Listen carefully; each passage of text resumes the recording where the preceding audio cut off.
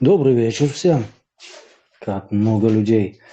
Всех настоящих чеченцев поздравляю с праздником независимости Чечни.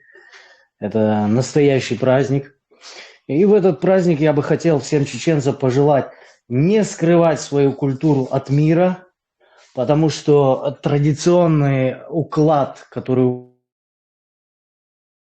вас есть, это наиболее здоровый, наиболее правильная организация общества.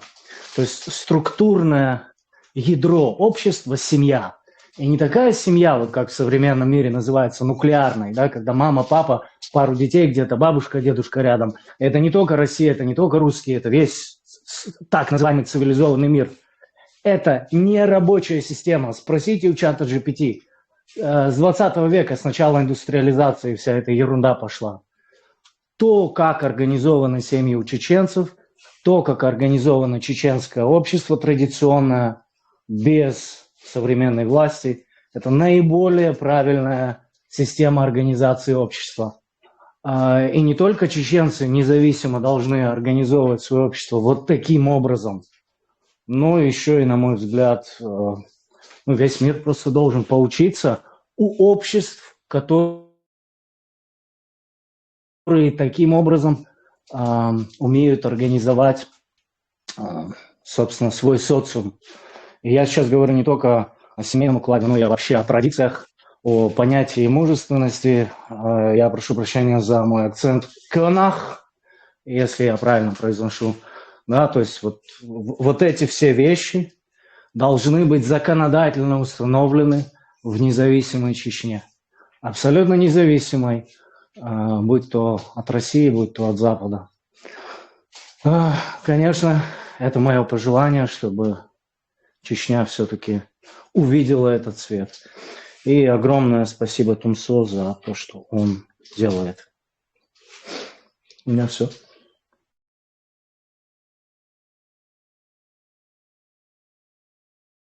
Кто ты, воин?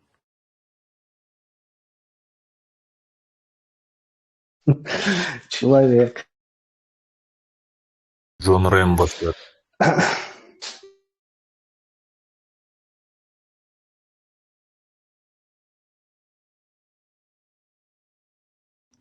С первых минут ворвался, короче.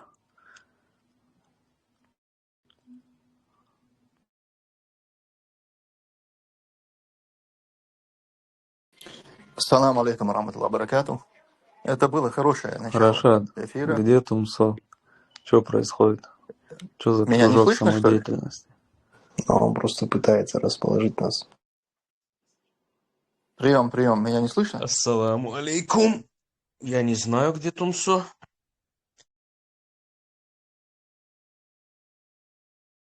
Валейкум салам.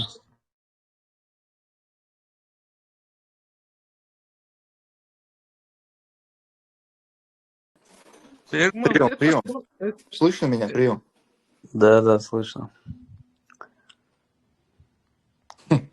Как интересно получается. Я делаю чат, и в нем всех слышно, меня не слышно. Мне пришлось перезагружать свой телеграм, чтобы меня услышали. Так, ассаламу алейкум раматуллах. Валейкум салам. Спасибо за это начало. Очень хорошее, я считаю, начало для чата, посвященного Дню независимости 6 сентября. Сегодня мы поговорим об этом дне. И, как оказалось, это очень полезно хотя бы раз в год напоминать о том, как вообще эти процессы происходили, потому что снова и снова российскими, понятно, что нашими там явными врагами, так это озвучивается, что мы там что-то с помощью войны пытались противозаконно, против международного права и вообще человеческих законов. Мы вот вооружились, и бандиты такие решили выйти из состава России. Но в том числе и российские различные оппозиционеры, свободные журналисты, либеральные СМИ, они все эту тему подхватывают.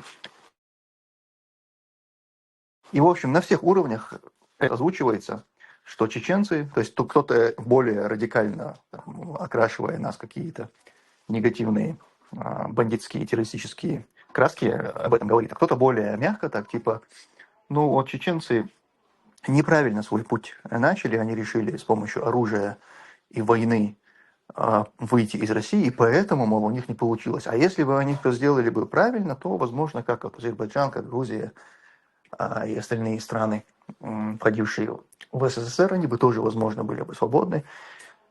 Проблема вся в том, что мы это сделали неправильно. Поэтому периодически, я думаю, полезно будет нам все-таки этот момент напоминать, как это все происходило, выстраивать хронологию. Ну и вообще в целом понимание того, почему, как мы вообще оказались вот в этой точке и почему для нас это 6 сентября важно. Буквально сегодня я наткнулся на, точнее, мне скинули обычаи, которые происходят в чат-рулетке. И вот там один украинский блогер, он, кстати, за это ему респект, он очень хорошо ориентировался в датах, а он с каким-то обычным россиянином дебатировал. И коснулся вопрос Чечни, нашей свободы. И тот тоже начал озвучивать вот этот тезис, что мы там что-то с помощью войны, оружия мы там хотели противозаконно из состава России выйти. И этот украинский блогер его очень хорошо по датам прям тыкал его в то, что эта версия неверна. И из России чеченцы вообще не выходили, потому что никогда не были в России в составе. Итак, давайте немножко пройдемся по хронологии. Почему мы это говорим, почему мы никогда не были в России? Вот сегодня для обыденного россиянина эти слова будут казаться каким-то бредом. Чушью, как это не были? Как это вы не были в составе России? А вот война, мы ведь заходили. Юридически мы никогда не были в составе сегодняшней России, Российской Федерации. И именно из-за того, чтобы нас в этот состав России внести, за это и шла эта война. То есть Россия с нами воевала для того, чтобы нас в состав своей страны ввести. А не шла война за то, чтобы выйти из этого состава. Не мы воевали за то, чтобы выйти, а Россия с нами воевала за то, чтобы нас в этот состав ввести. Потому что на момент распада Советского Союза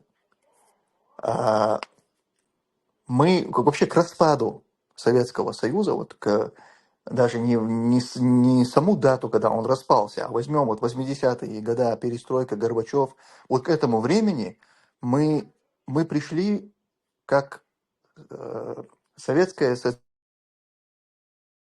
социалистическая Чечено-Ингушская советская автономная советская социалистическая республика, ЧАССР, в составе РСФСР, Российской социалистической федеративной бла-бла-бла республики. А РСФСР была уже в составе СССР в качестве союзной республики, как Азербайджан, как Грузия, Казахстан, Кыргызстан, Таджикистан и так далее.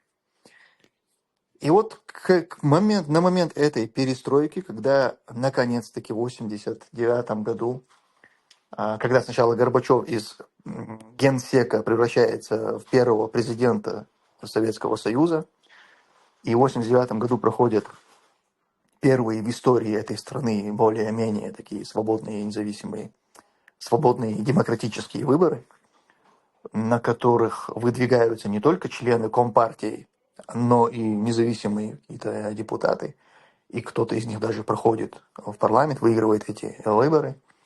Вот на этих выборах формируется в каждой республике, в том числе и РСФСР, формируется власть. И в Чечено-Ингушской автономной Советской Социалистической Республике тоже формируется вот эта власть, которая на тот момент называется Верховным Советом ЧССР. И возглавляет этот орган Докка Завгаев. Верховный Совет ЧССР – это верховный орган власти, который включает в себя и законодательную, и представительную, и исполнительную власть. То есть это высший орган власти. И Докка Завгаев – это вот самый главный высший чиновник в республике. Я напоминаю, что это официально на выборах избранные люди, и это признанное, то есть нет такого, что в Советском Союзе на каком-либо из уровней власти они бы не признавались. То есть все вот эти избранные в республиках, в том числе Верховные Советы, это советская власть,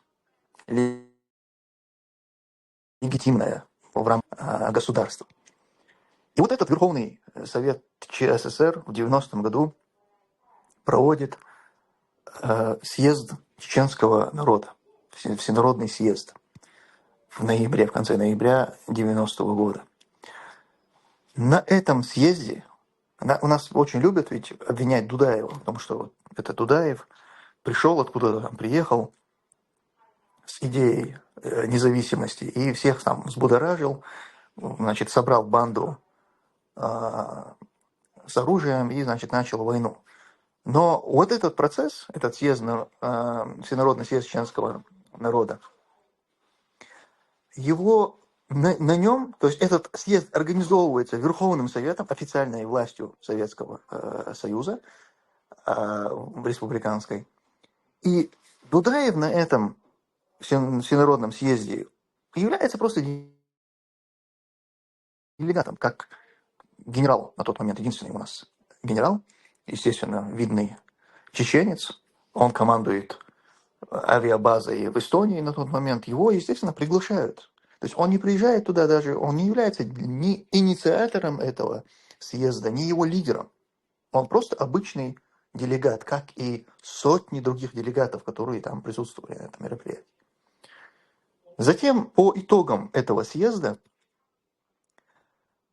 эта же самая верховная власть республики, Верховный Совет, во главе с Доккой Завгаевым, объявляет суверенитет и переименовывает республику. То есть, если она до этого была Чечено-Ингушской автономной Советской Социалистической Республикой, то Верховный Совет делает из нее Чечено-Ингушскую республику, еще, то есть без всяких приставок, ни СССР, ни просто ЧИР, Чечено-Ингушская республика, и объявляет суверенитет на всей территории Чечено-Ингушской республики, которая равна территории бывшей до этого момента Чечено-Ингушской автономной Советской Социалистической Республики в составе РСФСР. Это, к слову, о том, когда нас пытаются упрекнуть в том, что мы что-то сделали неправильно, пошли там против законов.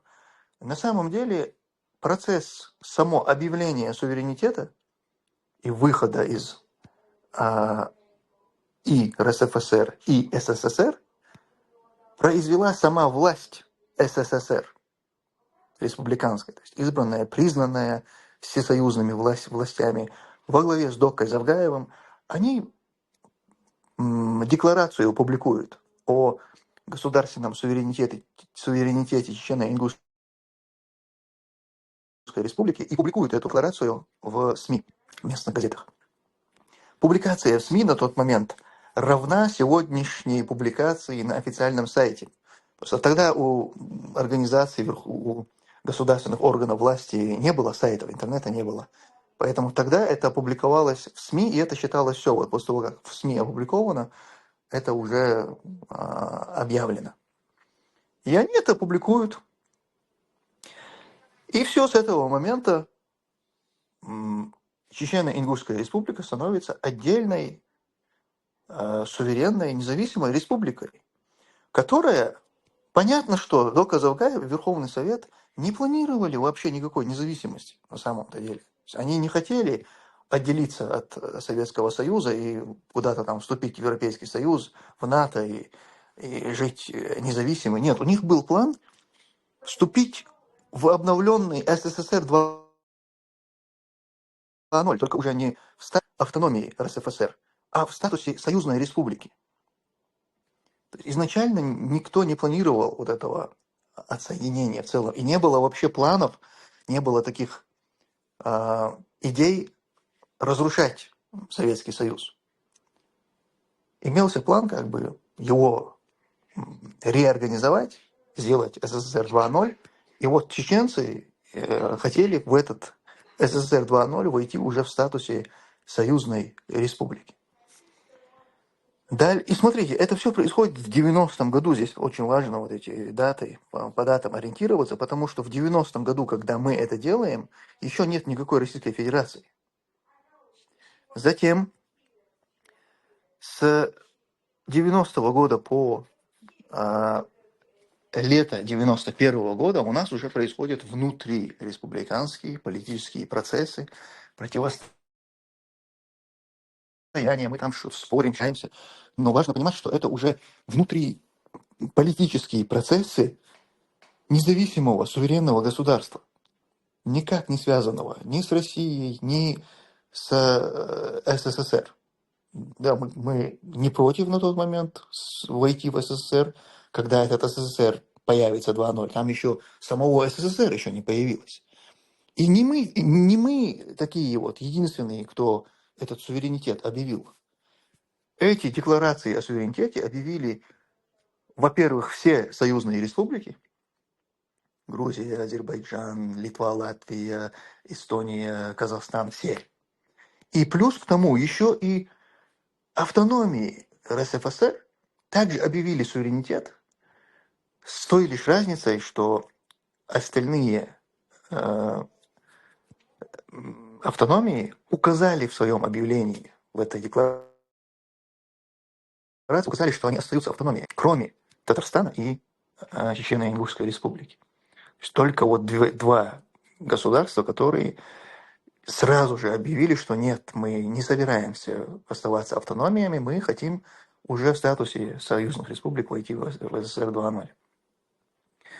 В 91 году у нас противостояние уходит уже на очень серьезный уровень. У нас там и митинги проходят, и Докко уже на тот момент, Ельцин приехал, что-то там ему сказал, Докко уже начинает вилять, готовится подписать, хочет подписать федеративный договор. Ельцин с ним, видимо, обговорил этот момент. Естественно, людям это не нравится, люди не хотят становиться частью Российской Федерации, которая еще не существует, к слову. В 1991 году, когда у нас вот эти внутриполитические противостояния идут, Российской Федерации еще нет. Еще РСФСР есть. И вот в 1991 году уже длительное время, в августе у нас проходят митинги, круглосуточно люди стоят, митингуют, чтобы этот Верховный Совет ушел в отставку во главе с Доккой, Завгаевым, чтобы они сложили полномочия. И вот этот митинг, значит, эти требования идут, те не уходят, и так это все длится до 6 сентября. И 6 сентября люди уже не выдерживают, и они идут на здание Верховного Совета, и как взятие Бастилии, они берут этот Верховный Совет, захватывают его, и вот поэтому 6 сентября, день взятия этого Верховного Совета, у нас принято считать днем независимости, потому что после этого, на тот момент существует ОКЧН, когда у нас внутриполитические произошли разногласия, Верховный Совет явно показал свою неготовность к противостоянию давления со стороны Ельцина, и что есть вероятность того, что Докко даст слабину, и внесет нас в эту обновленную российскую, созданную новую Российскую Федерацию. Тогда у нас был создан ОКЧН, и Дудаев был избран председателем этого ОКЧН.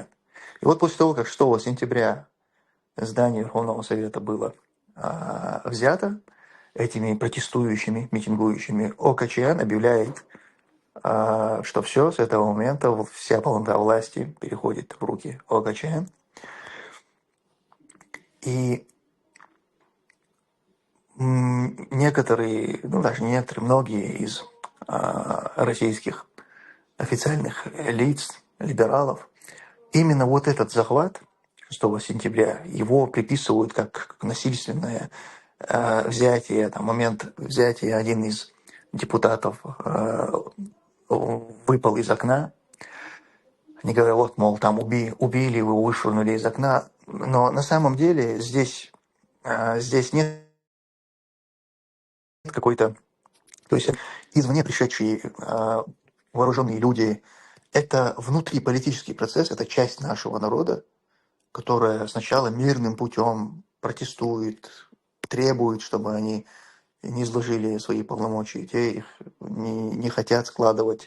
В итоге эти люди берут это здание, и даже если согласиться с теми, кто говорит, что это было неправильно, что это нужно считать насильственным взятием, даже в такой ситуации это было бы, точнее, если мы с этим аргументом даже согласимся, то это является внутриполитическим нашим вопросом. Независимое государство, не входящее ни в СССР, ни в РСФСР, Чечено-Ингушская республика, которая таковой стала без войны, без крови, без ничего, официальная власть, признанная Советским Союзом, она этот суверенитет объявила, она отделилась от РСФСР и от СССР. И далее, что бы ни происходило в этом государстве, это уже внутренние вопросы этого государства. В общем, после этого еще важный момент. После того, как, ладно, значит, здание взято, Дока объявляет, что все, он себя складывает полномочия, на следующий день Дока передумывает, как только, видимо, выходит из здания, немножко там посоветовался, оклемался, объявляет, что нет, он остается властью, он не складывает себя полномочия. И тогда Руслан Хасбулатов, тоже этнический чеченец, но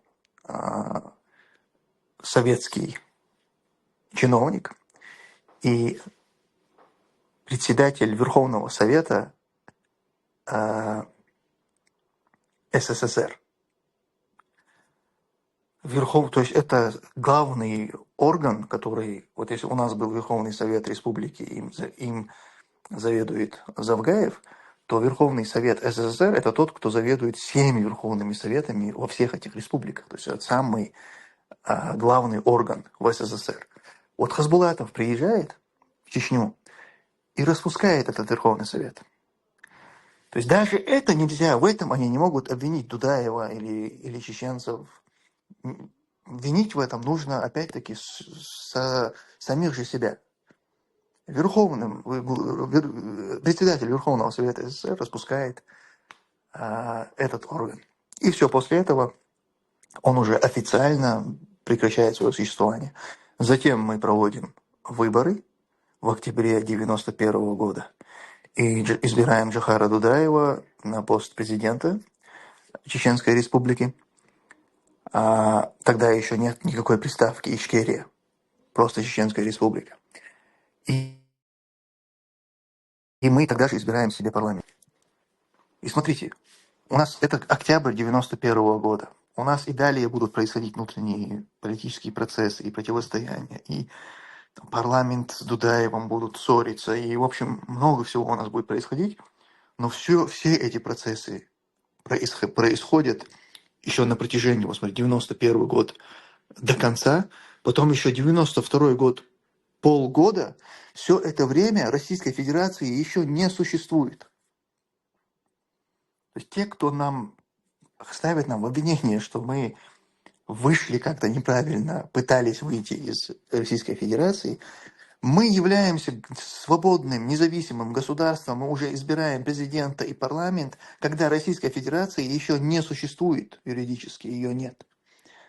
Российская Федерация появится только в 1992 году, 12 июня, когда они примут декларацию о государственном суверенитете. То, что мы сделали в ноябре 90 года, они сделают в июне 92 года, они станут Российской Федерацией, и без какого-либо правового основания они в свою конституцию внесут нас, Чеченскую Республику, как субъект своей федерации. Ну и дальше уже события вы знаете.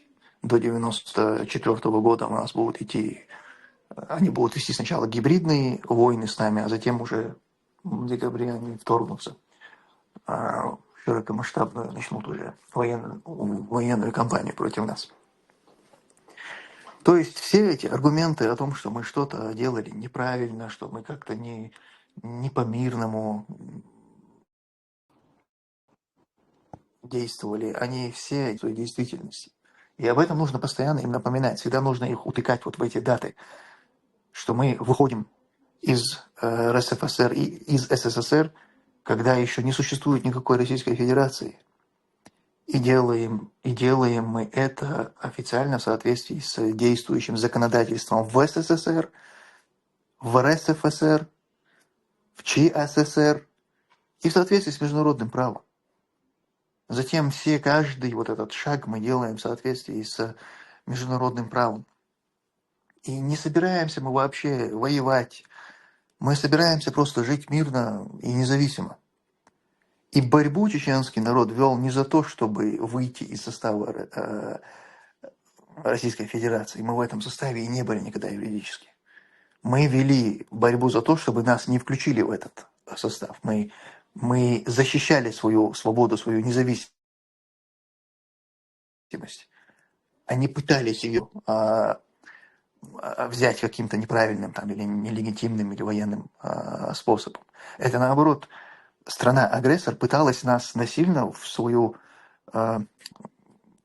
часть своей страны, сделать нас частью своей страны юридически и фактически. И в конечном итоге нас оккупировали. Сегодня эта территория находится в оккупации. Де-факто она контролируется Россией, но юридически до сих пор она не является частью Российской Федерации, потому что у того фарса, который они организовали под видом референдума, затем подписание, где Ахмад Кадыров подписал федеративный договор, это все нелегитимно с правовой точки зрения, потому что референдум не может проводиться под оккупацией, а когда проводили референдум, мы на тот момент вся республика была под контролем российских военных. Это, естественно, в соответствии с международным правом, это абсолютно нелегитимно. В общем, это был такой краткий экскурс для того, чтобы лишний раз напомнить нам о том, как эти процессы происходили и как в случае возникновения каких-то разговоров, споров на эту тему, как нужно аргументировать, на какие моменты нужно делать акценты и какими датами нужно аргументировать. Все, если какие-то вопросы, что-то, кто может говорить, лучше говорите, кто не может. Есть вопрос. Да, давайте. Да, Тумсо. Ты говорил, что люди митинговали против Верховного Совета во главе с Доку Завгаевым. В чем было недовольство людей? Что не так делал Верховный Совет? Что хотели изменить люди?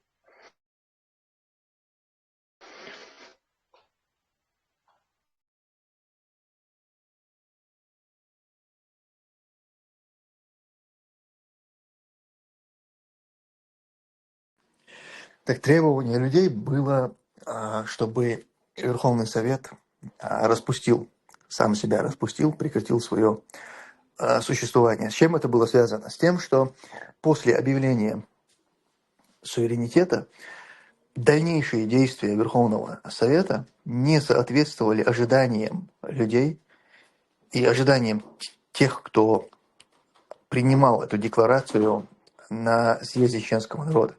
Проблема была в том, что Ельцин на тот момент уже четко имел у себя план, что он разрушает Советский Союз, что РСФСР выходит из Советского Союза, что они в дальнейшем сделают эти Беловежские соглашения.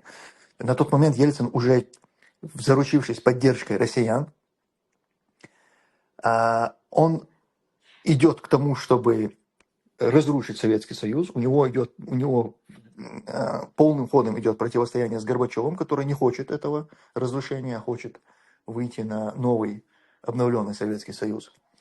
И Ельцин катается по всем автономиям бывшим, и знаменитые вот эти слова, он говорит, типа, берите столько суверенитета, сколько вы хотите, но только оставайтесь в составе РСФСР. То есть он пытается эти республики удержать. А почему ему приходится это делать? Потому что Горбачев, понимая, что Ельцин собирается, чего он хочет, что он собирается разрушить Советский Союз, Горбачев на тот момент издает указ, уравнивающий автономии с советскими социалистическими республиками.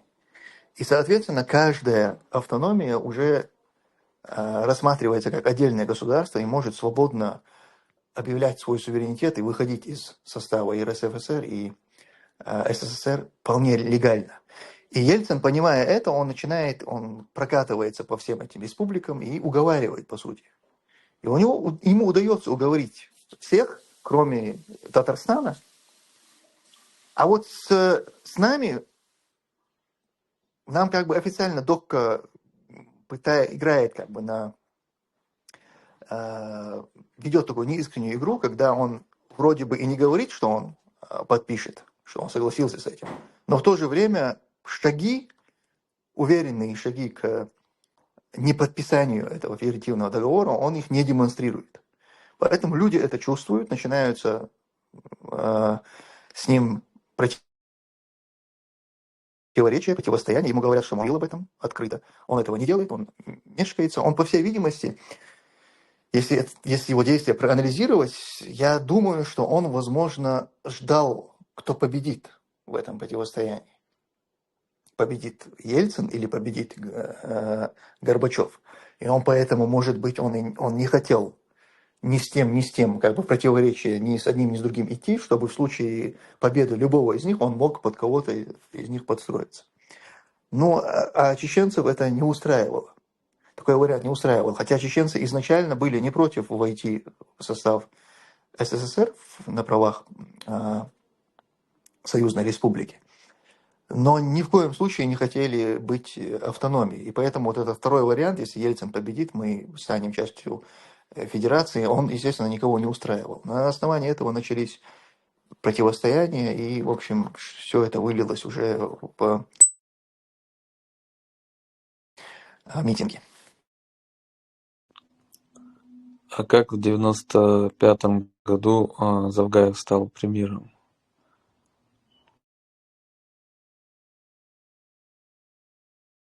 Что, В точно ты хочешь? 1995 году, когда Россия оккупировала большую часть республики, естественно, они вот как сейчас, как в этот раз во Вторую войну они сделали Ахмата Кадырова с главой администрации, а на тот момент они сделали, естественно, Докку Завгаева. И был у нас дом правительства тогда. Я не помню, как должность называлась Завгаева, я уже забыл. Возможно, он был как руководителем правительства, как-то так, не знаю. Но, в общем, это были такие же коллаборанты, вот как сегодня Кадыров и его прихвостни. Вот тогда был Завгаев и его прихвостни. Но он был Завгаев? как премьер в то время. Что-что? Как премьер был. Ну, типа, да, я просто не помню, как юридически его сама должность называлась. Но я помню точно, что вот этот комплекс, где они сидели, назывался Дом правительства. И его еще взрывали, тогда они прям рядом с нами находились. Забыл еще, что хотел сказать. Вылетела мысль. Да, хочу напомнить, что Докка Завгаев до последнего, он, по-моему, сейчас только на пенсию ушел, если ушел, но он так и остался верен России. Он до последнего работал в Министерстве иностранных дел, держал зонтик для Лаврова, сам будучи под дождем. В общем, сейчас он, наверное, уже глубокий старик, возможно, уже на пенсии. В Совете Федерации работал сначала, а потом в МИДе. Да, он какое-то время даже был послом в Зимбабве, по-моему, в африканской стране. В общем, он так и до конца он и остался с Россией. Тумсо, ассаламу алейкум. Такой вопрос.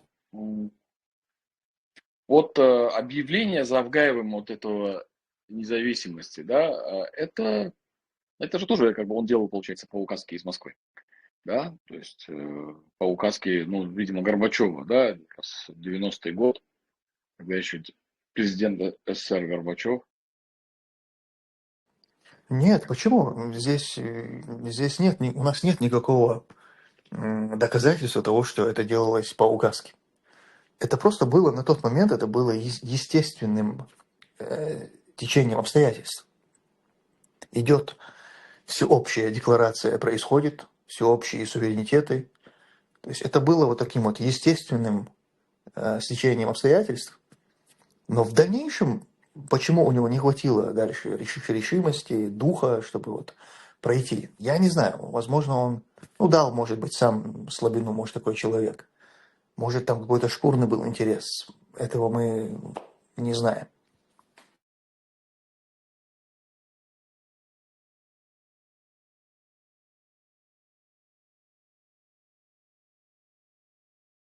То есть, ну что, после того, как Советский Союз развалился, то есть 15 республик вышли в независимость, остался на месте только РФСР, да? Это типа РСФСР. А он, Нет, получается, РСФСР как раз-таки первыми, они стали ядром разрушения СССР. То есть они во главе с Ельциным, Ельцин, Кучма, и вот третьего, я забыл, белорусский был этот генсек, Шушкевич. Шушкевич, да. Вот, они втроем разрушили Советский Союз. Потому что остальные, вот все маленькие республики, они, как бы их выход из СССР, даже если кто-то из них там не захотел бы обратно заходить, сам СССР не рушился. Потому что костяком СССР был, конечно же, РСФСР, Украина и Беларусь. И другие остальные все республики, они как бы ждали, что произойдет, кто победит. Победит Ельцин, желающий разрушить СССР, или победит Горбачев, который хочет сохранить СССР, но как бы его уже в новом таком более-менее обновленном виде, СССР 2.0, с какими-то там демократическими институтами, с выборностью, либо этот вариант победит. И подавляющее большинство республик были готовы вступить в СССР 2.0. Этого не хотел делать Ельцин. Он не хотел, он пользовался поддержкой россиян, у него была бешеная поддержка. И поэтому это, можно сказать, его инициатива и на его совести разрушение СССР. И еще очень важный аргумент против тех людей, кто, допустим, 6 сентября взятие этого дома, этого Верховного Совета в Грозном, считает насильственным взятием власти, захватом власти. Ну, допустим, мы с этим согласимся. Но если это делает нелегитимным нашу власть и дальнейшие выборы, которые у нас прошли, это все, если становится нелегитимным, то ведь Ельцин сделал то же самое, только уже гораздо более жесткой форме, с кровоподстанками. Ельцин, когда Верховный Совет во главе с Хасбулатовым воспротивился Ельцину, он загнал танки и расстрелял Верховный Совет. По сути, он силой сверг легитимную власть. То есть, если мы из-за того, что у нас протестующие люди взяли здание Верховного Совета 6 сентября, и теперь из-за этого действия у нас все остальное нелегитимно, ну тогда Россия тем более нелегитимна. Мы-то хотя бы из танков ничего не расстреливали, людей не убивали. У нас один человек, выпавший из окна. И нет никаких доказательств, что его выбросили, как нас обвиняют. Люди, бравшие этот дом, говорят, что он пытался через окно как-то там убежать и выпал. Но даже если, допустим, его вот вытолкнули, именно убил, там, взял и убил его, например. Ну хорошо, это одна жертва. Извините меня, вы расстреляли из танков Верховный Совет, вы убили там кучу людей. О чем вы вообще говорите, как вы можете это предъявлять чеченцам, что вот из-за этого у нас теперь что-то там нелегитимно?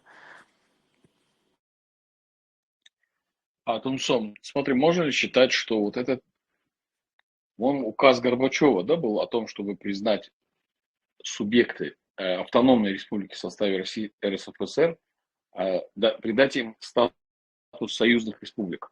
То есть это было в рамках борьбы Горбачева с Ельциным. Так получается, да, или как?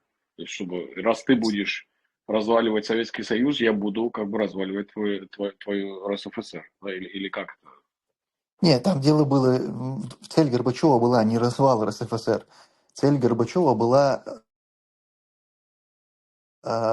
заручиться поддержкой как можно больше республик, чтобы сохранить СССР. То есть, чтобы... Смотрите, большинство этих республик, они были как бы готовы к тому, чтобы вступить в СССР 2.0. Там не было вообще такой идеи разваливать СССР. Они хотели этого, и Горбачев это понимал. И когда он видит, что Ельцин хочет развалить, а Ельцин, соответственно, может заручиться поддержкой каких-то республик, и для сохранения СССР нужно было побольше этих республик. То есть он дал больше прав, он дал права автономным республикам, чтобы они могли также вступать, голосовать за то, чтобы вступить в СССР на правах равных советских социалистических республик.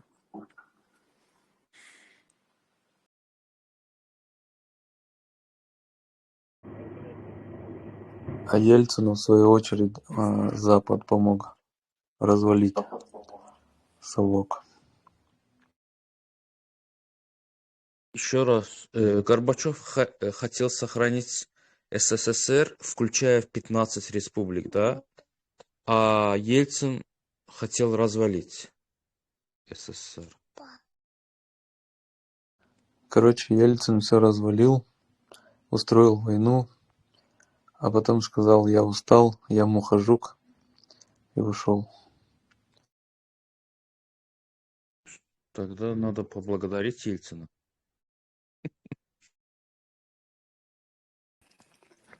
Ассаламу алейкум.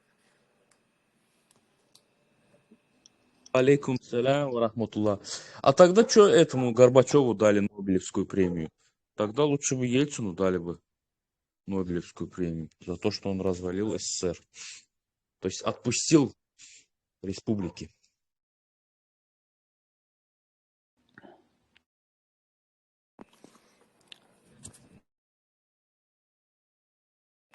Не, ну Ельцин это очень такая негативная фигура тоже была в тот же момент. Да, он там в 91 году он развалился, он был инструментальный в развале Советского Союза, когда у него началось раздор с Горбачевым. Но потом в 93 году он просто совершил путч, конституционный кризис в России и расстрелял парламент, когда Верховный Совет, точнее, во главе с Русланом Хасбулатовым. Он там много косяков натворил после.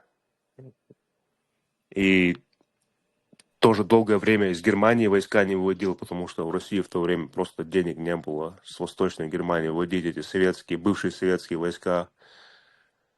Там у него куча проблем было.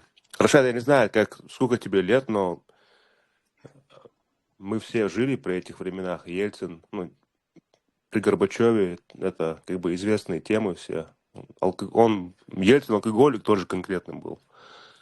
У него и со здоровьем масса проблем была. И сердце у него, там операция была в США. Очень такой контроверсивный чел был. И семья президента, там, это просто вообще жесть.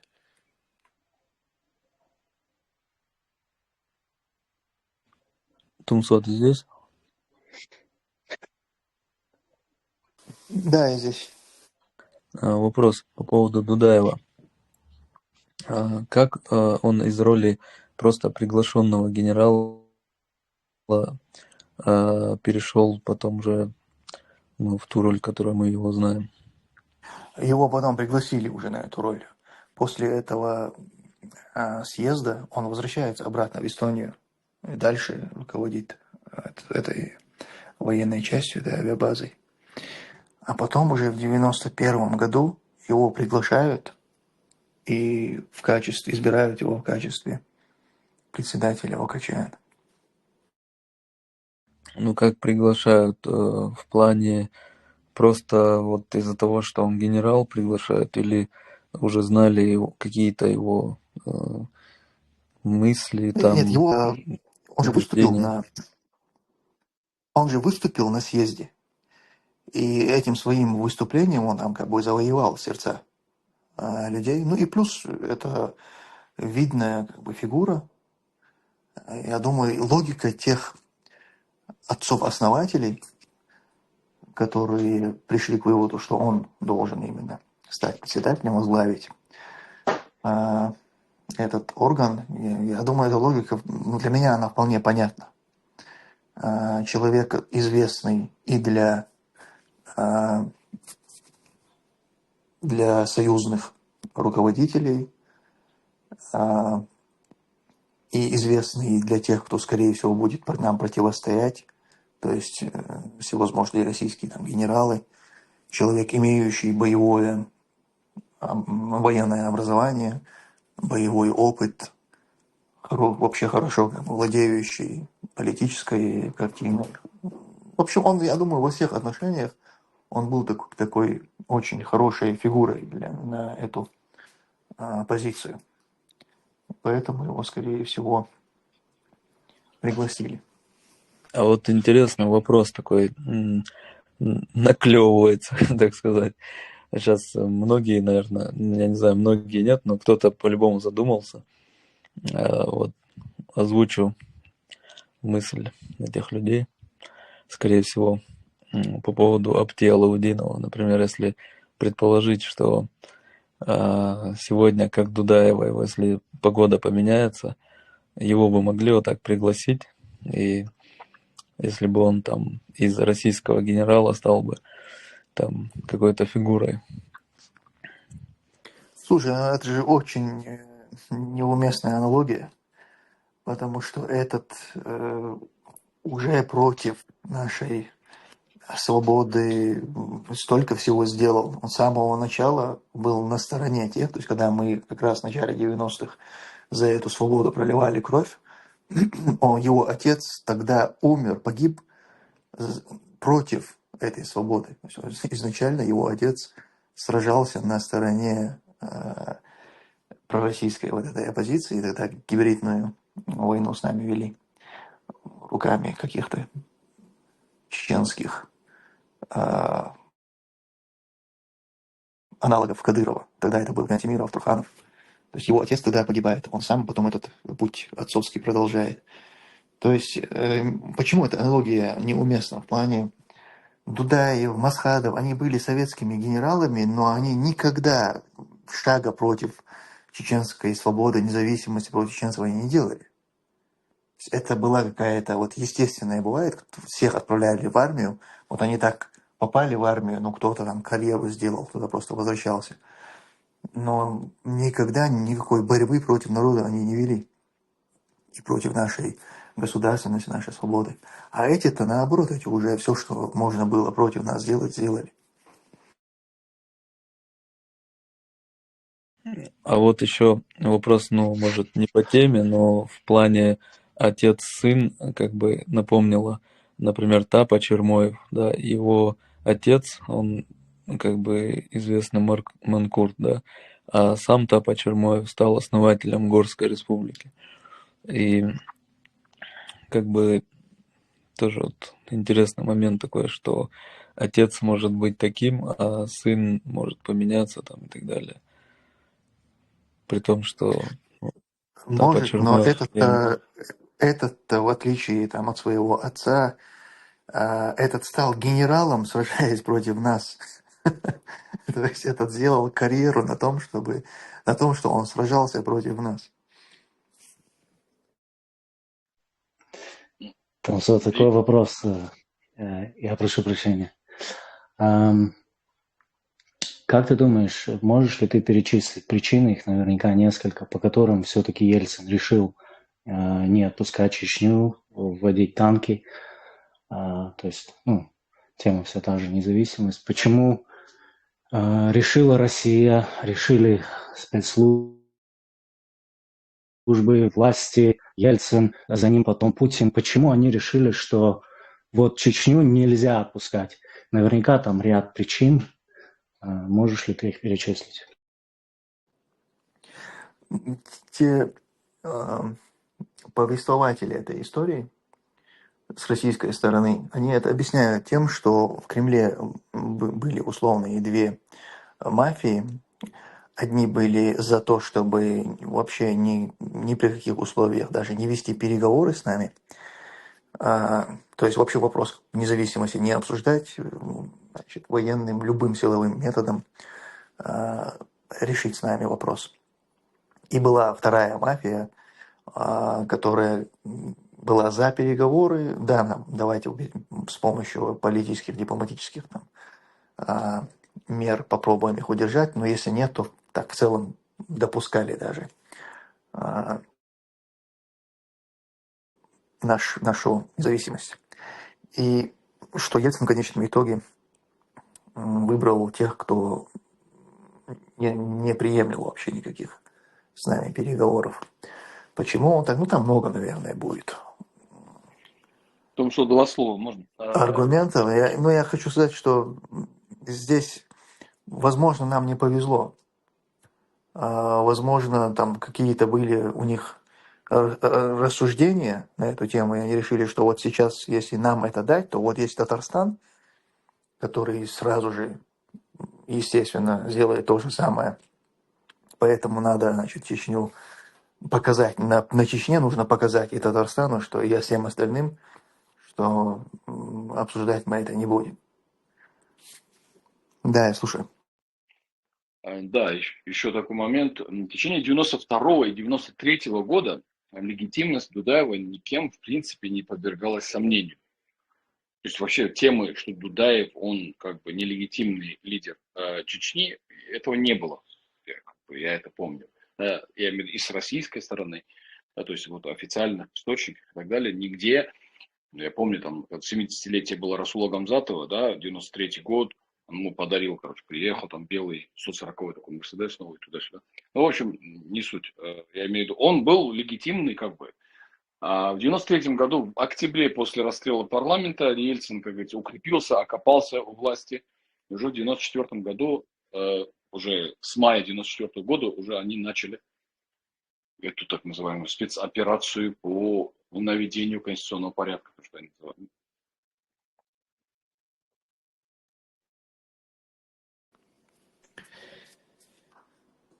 Так, кому вообще пришло в голову закрыть место захоронения? Ведь на тот момент не было никакой необходимости в этом. Весь народ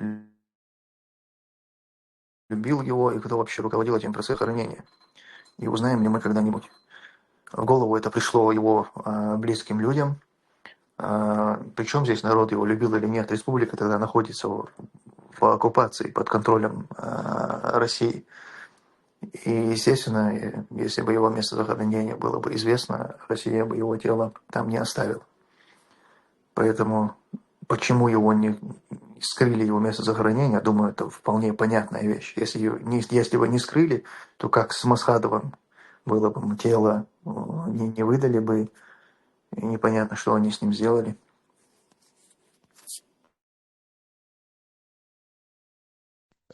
Вот на сегодняшний день в России эти регионы как делятся? Там Чеченская республика, Ингушская республика, Дагестанская республика. А все остальные тоже республики? Или просто они регионы, там, краи? Области, края, да. Есть республики, а есть области, края. То есть республики это только Чечня, Ингушетия и Дагестан. Все? Нет, их полно. на Кавказе, кроме Ставропольского и Краснодарского края, остальные все республики. Адыгея, Карачаево-Черкесия, Кабардино-Балкария. А, И также еще немало республик. Осетия. Осетия, да, Ингушетия. Ну и также немало республик. Татарстан, Башкортостан, Мари-Эл, Чувашская республика, Якутия. Полно, в общем, там республик еще. Тыва, То есть, Ямало-Ненецкий округ. слово Тыва – это республика, республика, Ямало-Ненецкий округ – это уже не республика. Это уже… Там есть республика, по-моему, Хакасия. И что там еще входит в эту Ямало-Ненецкий округ? Какой-то… Короче, я не силен в этом, чтобы эти регионы сейчас рассуждать, но их немало, короче. Кстати, вы видели Всё. в Сахалине, ну, типа, жители Сахалина коренные, они такие азиатской внешности. Они говорят, ну, рассказывают, как в детстве в школе их прям били, когда они говорили на своем языке. Тумсо, такой вопрос. Все про независимость.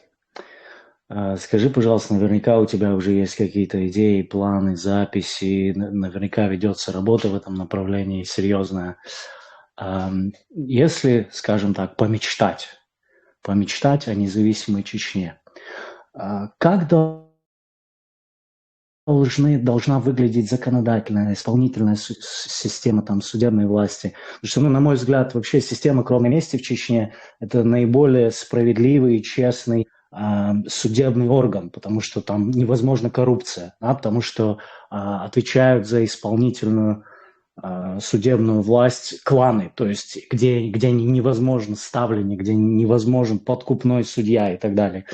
То есть, но это все из области традиций, да, о которых мы знаем только там из книжек, и только сами чеченцы знают, как это у них устроено.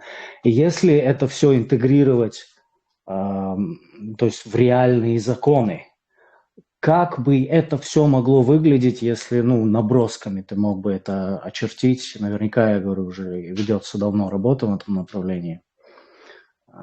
Не знаю, если я задал вопрос. Не, в этом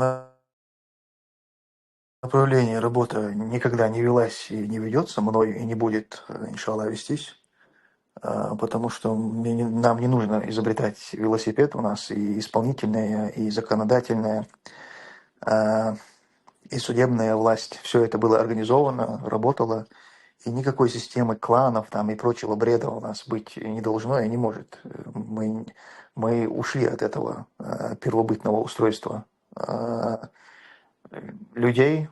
Мы как нация уже сформировались, вышли на новый этап, и поэтому куда-то туда смотреть, там, ностальгировать о подобных вещах, это уже дорога обратно. Поэтому, как я сказал, нам изобретать велосипед не нужно.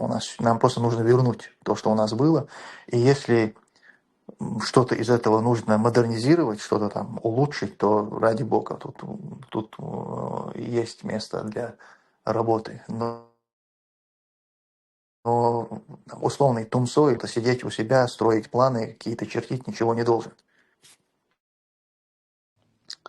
Что касается кровной мести, то, что ты упомянул, согласно исламскому закону, жизнь за жизнь, как бы точно так же просто после приводится в исполнение точно так же, только официально и после доказательств, когда приговор вступает в силу, и все знают, как бы, что человек лишается жизни за то, что он лишил жизни кого-то другого. Ну, также его могут простить. Поэтому, как бы… Я знаю, возможно, у меня романтические какие-то представления из прочитанных книг, там «Долгие ночи», известная литература, да, о том, как вообще выглядит внутреннее устройство чеченского общества. Насколько я понимаю, это семейные кланы, которые принимают решение, лежит ли на них кровная месть или нет. Они же принимают решение, исполнять ее или нет, и так далее. То есть насколько это может быть или должно быть, или не должно быть интегрировано в реальную судебную власть? Или, я так понимаю, ты говоришь, что это должно быть отброшено, это пережиток прошлого, но это же реально Нет, притеснение со стороны Кадырова. нет, надо понимать, что вот вопрос семейный, то, о чем ты упомянул, и вопрос государственного устройства – это совершенно разные вещи. И, конечно, вопросы кровной мести это вопрос конкретной семьи. Это вот между семьями конфликты. Но как из этого делать государственное устройство? Это будет работать в любом государстве, каким бы это государство, какое бы устройство в нем не было. Эти вопросы будут оставаться семейными. Каждая семья, конечно, будет это у себя решать, эти моменты, как будут примирения там, и прочее происходить. Но государство-то строится не на семейных конфликтах и вопросах. Здесь должна быть, ну точнее у нас она есть. Это государственное устройство, оно у нас есть. И у нас все три ветви власти, они имелись до оккупации. У нас избирался президент, у нас избирался парламент всеобщими выборами. У нас действовала система судебной власти. Все это соответствовало религии ислам и соответствовало чеченским обычаям и традициям. Вот то, что вопрос задал человек, а почему Ельцин не хотел отпускать Чечню? Я так полагаю, ну, такие имперские, да, идеи. Говорят, типа, я отпустил все эти республики 15, но то, что в РФСФСР, должно остаться в составе России. То есть это мое, это ваше. Ну, он, конечно, ошибся. Чеченский народ не хотел оставаться в составе этой империи. Он хотел быть независим. И в итоге Ельцин, ну, тоже потерял и политическую власть, и идеи все, и проиграл войну, по факту, чеченскую, первую чеченскую. Не, ну там, видишь, какая система, если экскурс в истории пройти, Чечня стала официально частью Российской империи в 1856 году, когда имам Шимиль сдался в плен. Официально Чеченская республика Чечня стала частью Российской империи. А когда Советский Союз формировался в 22 году, там вообще была политический кризис, турбулентность. Кстати, ваш там президент про это высказывался, как там Красная Армия оккупировала Азербайджан. То есть, когда Советский Союз формировался, Красная Армия пошла по всем этим республикам и буквально силой всех присоединила к Советскому Союзу. А нюанс был в том, что как бы Чеченская республика, или там Горская республика, как в то время называли, они как бы уже были частью основного костяка территории России, то есть до этого там Российской империи, до гражданской войны, российской гражданской войны 20-х годов. То есть, да, я знаю, что Российская империя тоже была огромная, там была и Финляндия в свое время, и Польша. То есть там такие нюансы были политические. И когда Ельцин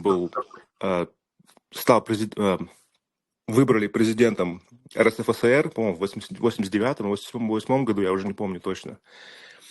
Кстати, Михаил Горбачев, когда он стал первым секретарем ЦК, он был по тем меркам тогдашним, был либералом. То есть он очень много реформ начал, ту же там знаменитую перестройку, кооперативы, и учредил вот этот народный съезд народных этих депутатов. И первые открытые выборы в СССР тоже он как бы это была часть его реформ. И результатом этих выборов был избран Ельцин. И вот когда Ельцин стал президентом РСФСР, у них началась политическая борьба с Горбачевым, чтобы... То есть Ельцин, как бы это странно не звучало, Ельцин говорил: я хочу независимость для РСФСР, я хочу независимость для России. То есть я хочу независимость России от СССР. То есть, да, это звучит как бы вообще странно сейчас, но в то время так это и было. То есть костяком СССР были, да, вот от Украины, Беларусь, Россия, РСФСР, самые большие республики. И вот когда они подписали это Беловежское соглашение, Беловежской пущи в 91 или 90 году, то есть это был такой политический ход, чтобы лишить Горбачева власти. То есть 3 лидера Украины, Белоруссии и РСФСР собрались в Беловежской пуще, подписали договор, типа у них, то есть официально СССР уже нету, то есть господин Горбачев или товарищ Горбачев, все, спасибо за ваши услуги, вы больше не нужны. То есть СССР больше нет, все, типа валяй. Новые республики. То есть этот ход был сделан, чтобы лишить Горбачева КГБ власти, то есть развалить СССР.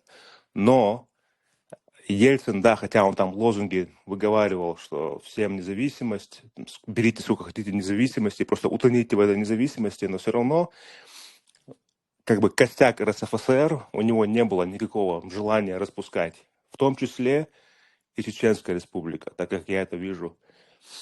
Когда Чечня провозгласила независимость, с первого же дня, я в те времена, как бы рос, и я помню по телевизору вот этот ОРТ, первый канал, как он там раньше назывался, каждый день просто была повестка Чечни в новостях. И они эту тему раскручивали таким образом, что даже если бы Ельцин и хотел бы как бы дать независимость Чечне, но они раскручивали тему Чечни, что там бандитизм, там рэкетиринг, это закона никакого нету, типа рулят бандиты, грабят поезда. Русских убивают и все прочее, Да-да-да, да? вот эта повестка была просто каждый день. Вот я помню, когда вот я рос, телевизор мы смотрели, и они, то есть, вбивали как бы в сознание, что никак нельзя дать независимость, даже если мы и хотели бы, потому что это будет земля, где будет развиваться бандитизм, терроризм, и потом как бы нам от этого будут проблемы. И еще я помню, в 93-м, по-моему, году знаменитый этот вертолет захватили в Ростове-на-Дону, по-моему, я не помню уже все детали. Короче, террористы или там хайджекеры, я не знаю, как это называется сейчас, захватили вертолет в Ростове-на-Дону. И, естественно, там требовали выкуп, там, точно, все стандартные темы. И когда их окружил спецназ КГБ, я помню, по-моему, кто-то из наших местных лидеров тоже говорил: прилетайте, типа, в Чечню, мы вам дадим, типа, сесть здесь, и вам никакой угрозы не будет. И тоже это так раскручивали, вот, типа, вот, видите, вот об этом мы и говорим, что там терроризм, там вот это вот все. То есть эту тему раскручивали просто 24/7, я помню. То есть, и уже до того дошло, что там как бы независимость дать уже, даже если бы Ельцин и хотел бы, там просто варианта не было бы. Это был бы, знаешь, для него политический суицид. Но хотя и война в 96 году, в принципе, и стала для него политическим суицидом тоже. То есть такая ловушка. Ну, а ловушечка. кто принимал решение раскручивать это? Кому это было нужно? Для кого это было важно? Соседняя Грузия освободилась. Соседняя, просто соседи. То есть им, да, окей, чеченцам нет. Почему чеченцам нет? Там имеет отношение ресурсы, я не знаю, нефть. Что такого вот в Чечне, что вот точно ее нельзя отпускать? Нет, и мне, как мне кажется, вот по-честному, да, допустим, если бы Абхазия, которая Южная Осетия, если она была бы в составе РСФСР, вот как Ельцину так кажется, это не я считаю, как Ельцину, у него такие, да, имперские идеи, хотя он казался демократом. Если бы Абхазия и Южная Осетия была в составе РСФСР, он точно их тоже бы считал, что их не надо отдавать кому-то, да, или свободу им давать. Я думаю, вот с Чечней тоже. У него чисто такая была, знаешь, не дам и все, да, просто это мое. Ему так казалось. Это И, идиотизм. и еще я Рашад, когда думаю, ты говоришь, хочется сказать, а вот этот запцон и баран, и потом цай. кстати, есть отличная книга, рекомендую всем почитать, если у кого время есть. Написано это журналисткой британской. «Люди Путина» называются. Ну, на английском называется «Putin's People», я не знаю, как она на русском называется. И там она, в принципе, тоже о многих этих вещах, моментах говорит. И как бы вот это Беловежское соглашение дать независимость Беларуси, Украине и остальным государствам, то есть это был такой политический ход, чтобы сместить как бы с начальства, так скажем, Горбачева, то есть чтобы образовать новую Российскую Федерацию. Но КГБ, которая на следующий день стала там, у них, они же разделили КГБ на там ФАПСИ, ФСК, там они все эти разные организации появились. То есть те же люди, которые контролировали Советский Союз еще вчера, буквально до Беловежского соглашения, все эти люди остались при своих должностях. И просто эти как бы агентства назывались по другими именами. То есть, да, официально КГБ уже нету, но это все те же люди. То есть, хотя независимость и суверенитет получили эти государства, но как бы на бумаге, да, де юра, но де-факто, даже вот по сегодняшний день большинство из них, ну не большинство, но некоторые из них до сих пор контролируются Кремлем. То есть, да, они как бы де юра получили независимость, суверенитет, но де-факто они до сих пор контролируются Кремлем. И в те времена еще сильнее контролировались.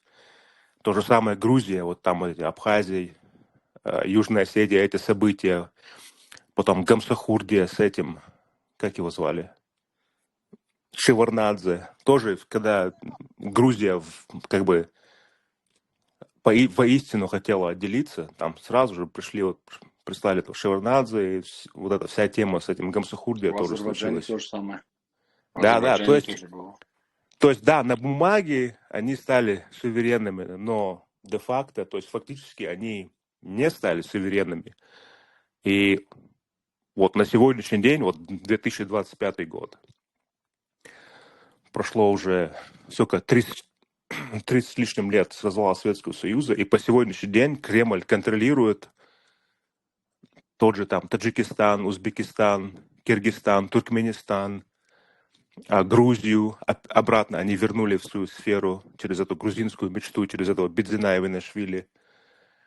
Армению до недавнего времени контролировали тоже, пока Пашинян не пришел к власти. Сейчас Молдову пушат. Да, Молдова, вот это Приднестровье, тот же самый конфликт, Такой вот этот вопрос. вот искусственный. То есть они все эти, да, я закончу сейчас быстренько. Все эти республики контролируются до сих пор, кроме тех, которые вот просто с самого первого дня отделились полностью. Это вот Литва, Латвия, Эстония. То есть они как бы сразу там вошли в НАТО, Евросоюз, все дела. То есть они откололись воистину, так скажем. А остальные до сих пор, в принципе, кто сильнее, кто слабее, контролируется. Ну, Азербайджан тоже Ну, ушел уже. Ну и Азербайджан, да, откололся. Ну вот 4 вот республик, да, окей. Остальные все до сих пор в жестком просто, под жестким контролем Кремля. Украина не под И контролем. Украина, забыл, окей. Вот Украина, Ну, Азербайджан, Литва, Латвия, Эстония, вот эти вот. дело не То в есть, том, что они там первые там выбежали, еще что-то. Очень многое решает географическое расположение. Вот. Поэтому, что касается там Южного Кавказа, то Грузию они, можно сказать, проще отпустили, но все же не отпустили. Да, Шеварнадзе был этим крючком, и эта гражданская война, которую они затеяли, это было и Абхазия с Южной Осетией, это все якорь, которым они удержали так сказать, Грузию. Единственный фактор, который не дает Грузию полностью взять, это сам народ, который понимает и не хочет возвращаться в это дерьмо под названием Россия. Вот. Сильные митинги были последние, прошлый год, да? Да, ну постоянно бывает. Но суть в том, Извини. что как бы вроде им удалось обманом, подкупом, еще чем-то посадить нужных людей, но народ все-таки сопротивляется, и они все пытаются как-то не силой взять, как-то опять же хитростью, еще чем-то, потому что если попытаются силой, то у народа силы больше, и тогда произойдет переворот, и будет только хуже для них.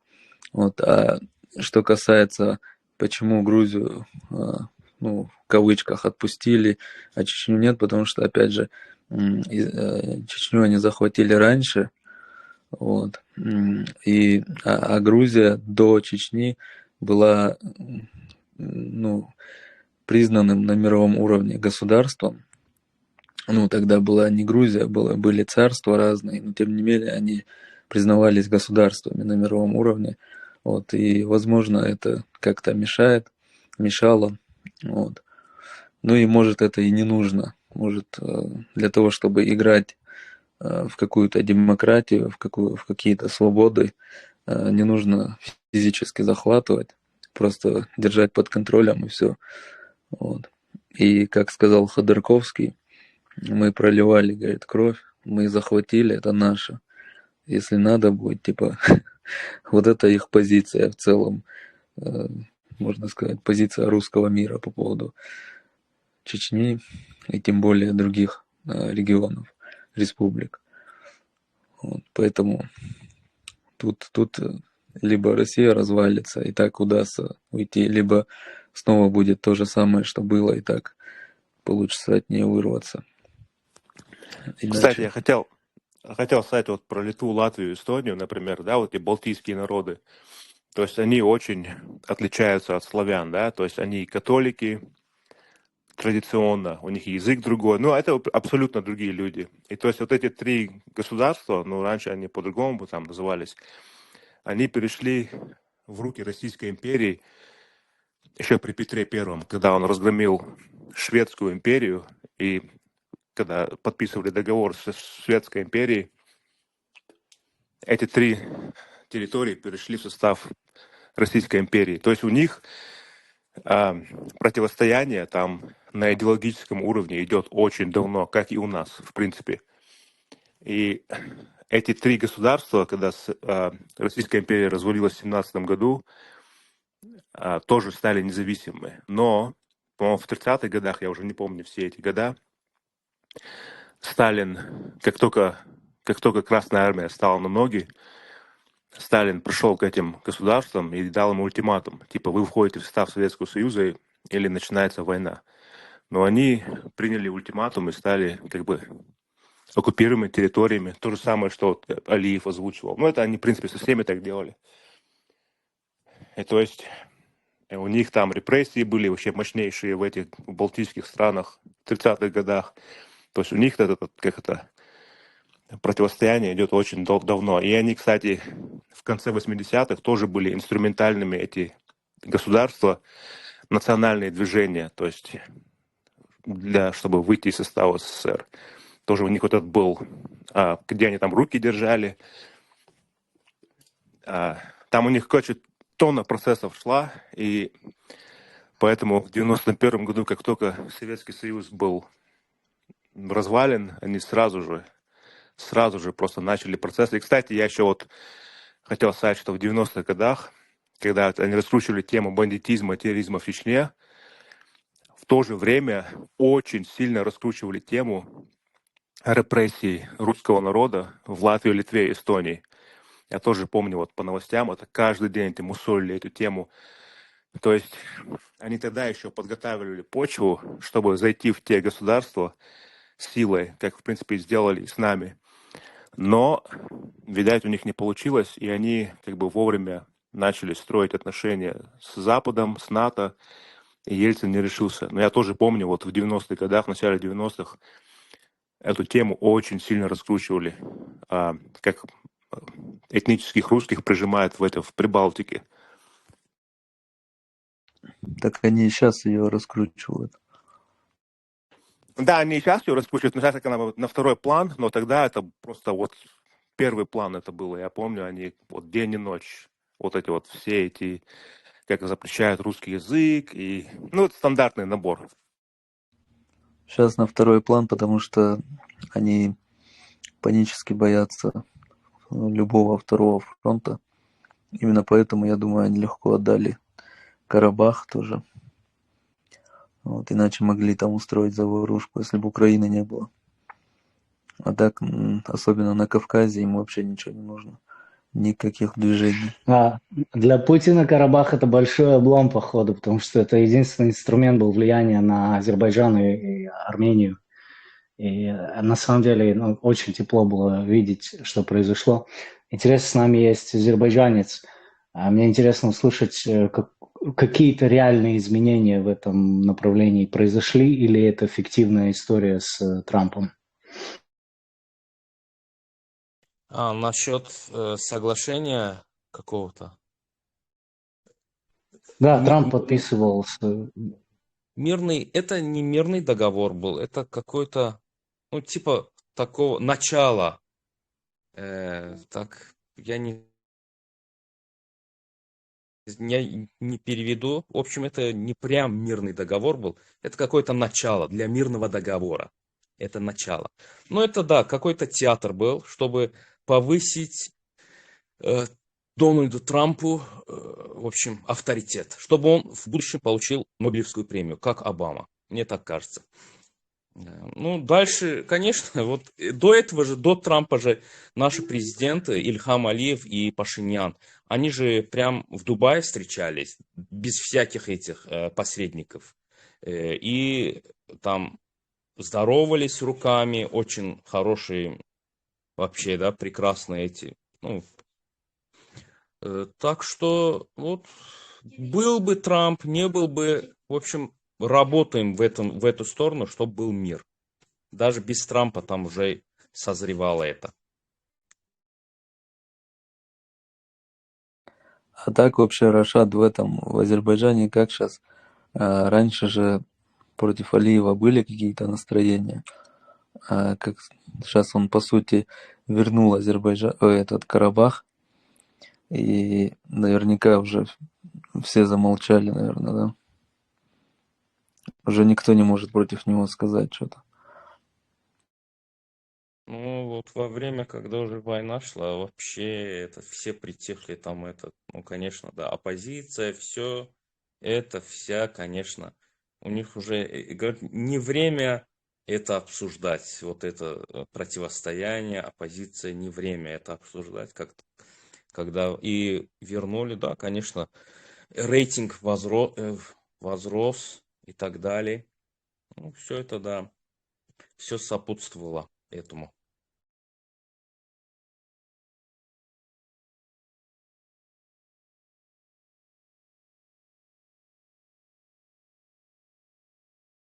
А так, оппозиция тоже смотрит на народ. Какие настроения у народа, она тоже там может объявить там митинг, не митинг. Если есть у народа настроение, может. Если нету, не будет делать она тоже. Лишний раз дубинки получать не будет. Такой вопрос для всех. Путин, когда приходил к власти, есть известное видео, возможно, вы видели его с журналистом, в общем, на телепередаче задается вопрос по поводу Украины, и Путин говорит, что никакого Крыма мы забирать не будем, если мы заберем Крым, заберут что-нибудь у нас, это прямая цитата Путина. Россия уже давно не империя, неправильно ее воспринимать как империю. И у нас, я хочу подчеркнуть, это опять же цитата Путина, у нас 400 спорных территорий в России. То есть Путин был очень демократичным президентом до того, как стал президентом фактически. Когда он стал президентом, все, он стал императором. То есть все вот эти демократические идеи о том, что чего-то там забирать не надо или не давать независимость, все, они быстро отпали. Да, такой вопрос, а что должно произойти в России, кто должен прийти или как должна измениться политическая система, чтобы регионы, которые исторически, для восстановления исторической справедливости должны получить свою независимость, ее такие получили. То есть что с Россией должно случиться? Вариант типа полное уничтожение. Я, конечно, понимаю, что для многих он рассматриваемый, но я не думаю, что он реалистичный. Ну, Я думаю, прежде всего, как обычно будет. Как в 17 году верхушечный переворот, в 91 году верхушечный переворот. Ну, сейчас тоже будет то же самое, скорее всего. ну, сейчас вряд ли такое будет, потому что сейчас не те года, не те обстоятельства, не те люди. Такое вряд ли будет. Вряд ли кто-то там сейчас осмелится на такое. Да и мотивации нет. В нынешнее время все там сыты, все у кормушки. Как бы вообще никакого смысла. Плюс еще российские спецслужбы нарабатывают себе баллы, Это убивая всегда происходит внезапно. Ну, это не понятно, бывает. да, внезапно, просто, как бы, я же говорю, времена другие совершенно другие времена. Сегодня для людей какие-то принципы, ценности, они в основном на втором плане. Сегодня все думают, как прокормиться и так далее. Поэтому это надо учитывать. А так, я считаю, проиграть в Украине, вот это могло быть каким-то реальной причиной для дальнейших последствий. А уже если это случится, тогда будет видно. Они в любом случае в Украине надорвутся. Только неизвестно, сколько лет на это еще надо.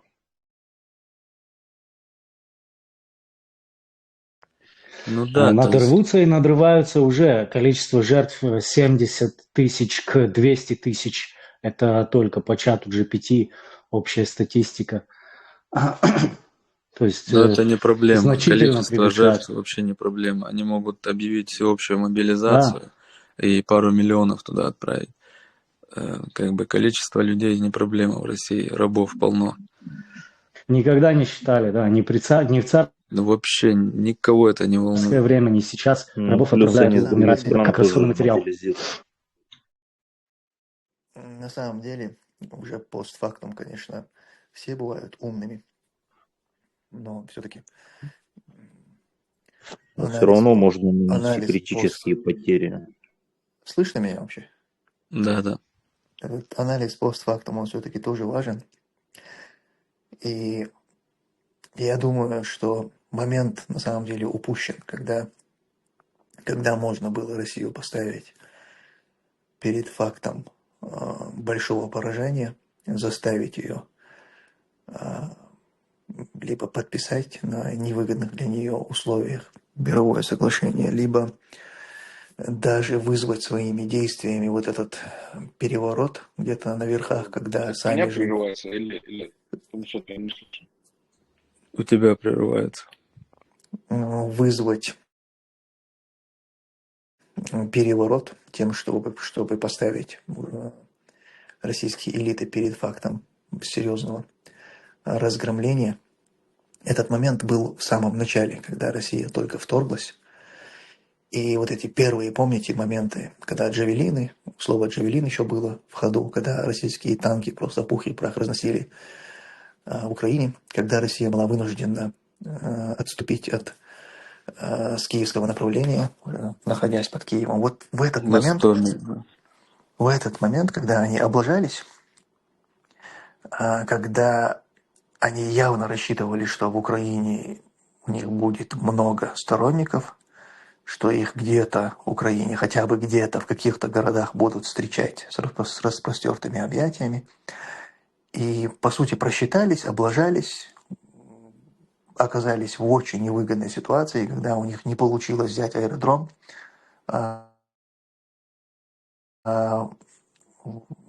Гастомеле.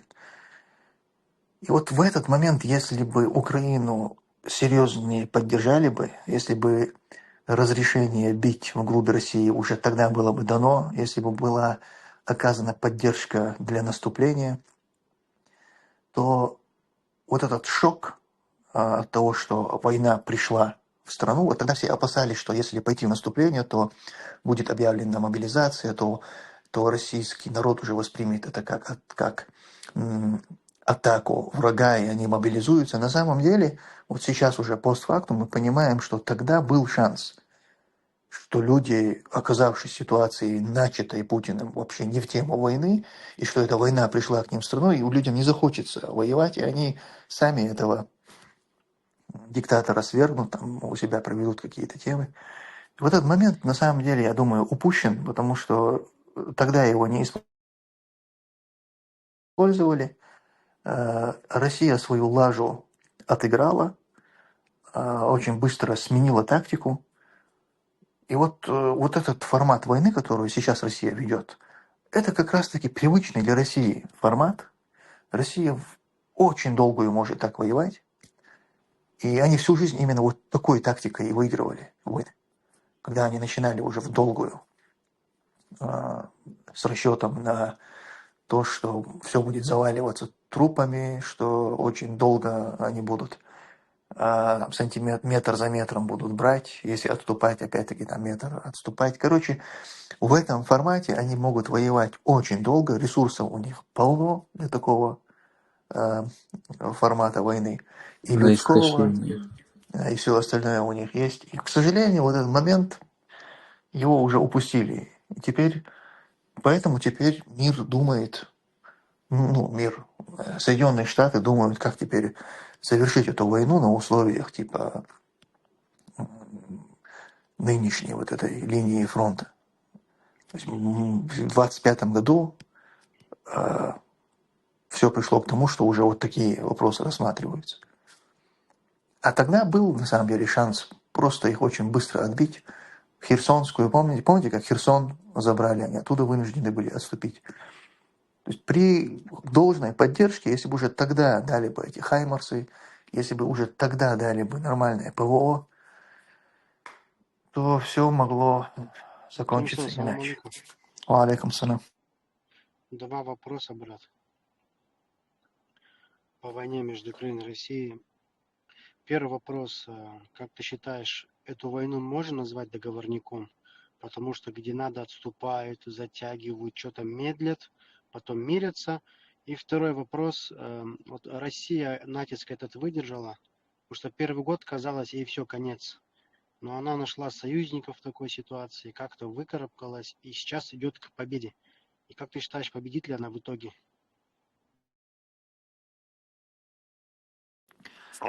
И только уточнить надо, ты сказал, они что-то там мирятся, а где они помирились? Нет, я имею в виду Запад, именно США и Россия. Они же ключевые, как бы, эти фигуры в этой ситуации. А, ты имеешь в виду Штаты, скорее всего, что Трамп Да, сейчас... да, да. Ладно, я не считаю эту войну договорником. А второй вопрос был, победить, как я считаю, победит ли Россия? Ну, смотря что мы считаем победой. Захватит ли она всю Украину? Ну, не знаю, надеюсь, что нет. Но опять мы к предыдущей теме возвращаемся. Момент, конечно, упущен. Тогда действительно, как ты говоришь, первое время такой был ажиотаж, и всевозможные санкции были введены, и предрекали, что экономика сейчас все, доллар там за 500 рублей, и в общем, конец России, там, давайте обратный отчет. И Россия бы никогда бы из этого не выкарабкалась, если бы ее тогда планомерно, и в том числе и военными успехами Украины, если бы ее добили. Но из-за отсутствия вот этих военных успехов, из-за отсутствия наступления, из-за отсутствия поддержки военных Украины современным оружием, ракетами, Запад решил, что одними санкциями они смогут победить, там, уходом Гугла, Ютуба и западных каких-то брендов, что они смогут с помощью этого убить российскую экономику. А она просто переориентировалась, и да, действительно, нормально, вполне комфортно дальше живет. Поэтому, не знаю, прогнозы делать я не буду, но надеюсь, что полномасштабной победы, конечно, у них не будет. Я почему сказал, что договорняк, просто в силу всяких высказываний Жириновского, я начал понимать, что он не мог это пророчить. Скорее всего, он там подслушал, как маленький ребенок, что на кухне говорят, и немножко народу насыпал, и все сбывается. Значит, я подумал, может быть, они это заранее все договорили. Ну, договорились там замутить воду.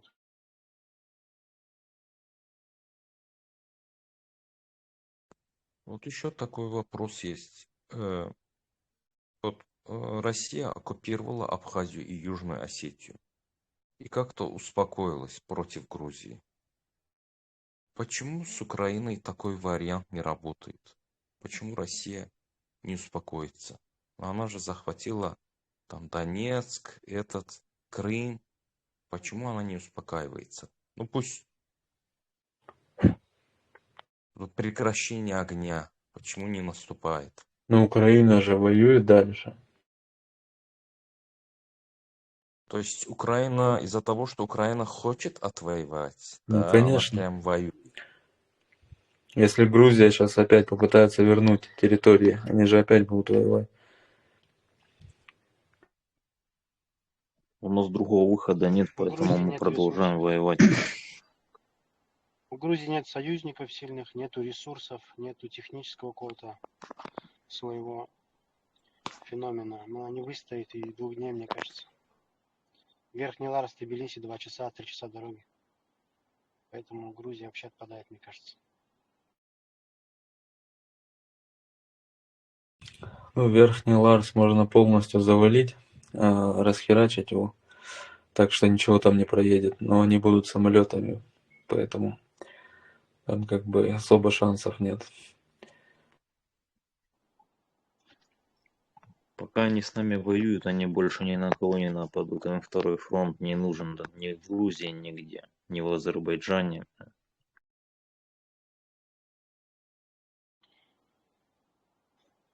Не знаю, правда или нет, говорят, что нынешняя власть это Иванашвили люди, а Иванашвили это прямые друзья Путина. И поэтому Саакашвили сидит, и Грузия никогда не будет сопротивляться в полной мере.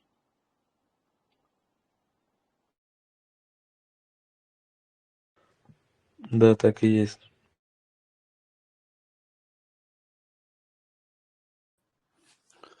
Всем привет из солнечной Калифорнии от старого оппозиционера Кремля. И прежде всего хочется поздравить чеченцев, настоящих, с Днем Независимости Чеченской Республики и выразить надежду, что когда-то свободная Чечения осуществится как государство и люди будут свободными по-настоящему. Привет, Тумсо, привет, Мухаммад, и всем привет. Приветствуем тебя, Immigration to the USA. Спасибо за теплые слова. Тут мне сообщение написали. Меня вообще радуют люди, которые из там, 10-минутного контекста могут вырвать одно слово и такие, ну-ка, поясни-ка вот это вот слово. Здесь мне написали, разъясни, пожалуйста, что значит клан, это бред. Тейп Мадуядюдзе. Я Клан. удивился, что это затянулось так долго, что не сразу. Видимо, человек, не знаю, может, он включил в момент, когда я эти слова произнес, и он такой вообще контекста не понял. Так вот, тейп – это не бред. Если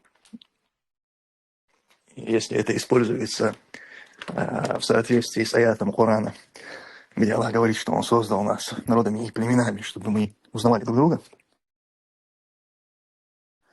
Так вот, если мы тейпы используем как инструмент для того, чтобы узнавать друг друга и выстраивать друг с другом отношения, то это абсолютно нормальное явление. Но когда начинаются речи о том, что государство нужно строить на основании каких-то клановых предпочтений, нужно куда-то в Конституцию выносить какие-то кланы, что нужно судебную систему устраивать на основании кланов, что, Это был мой допустим, вопрос. представители... Я об этом Да, спрашивал. да, понятно. То есть, когда речь об этом заходит, что вот такого-то приблизительно там, из такого-то тейпа чувака его судить могут только его однотейповцы и прочие вещи, то это такой родоплеменной строй, который мы, хвала Аллаху, переросли уже давно. И обратно, конечно, в это средневековье нам ни в коем случае возвращаться нельзя. А так, сами тейпы – это прекрасное явление. Знать, кто из какого тейпа, для того, чтобы узнавать друг друга, то есть не более. Если начинается какая-то вот что-то дополнительное к этому, какая-то примесь появляется. Омар, у тебя микрофон включен, выключи. То есть в этом случае это уже становится плохо, тогда нужно это исправлять.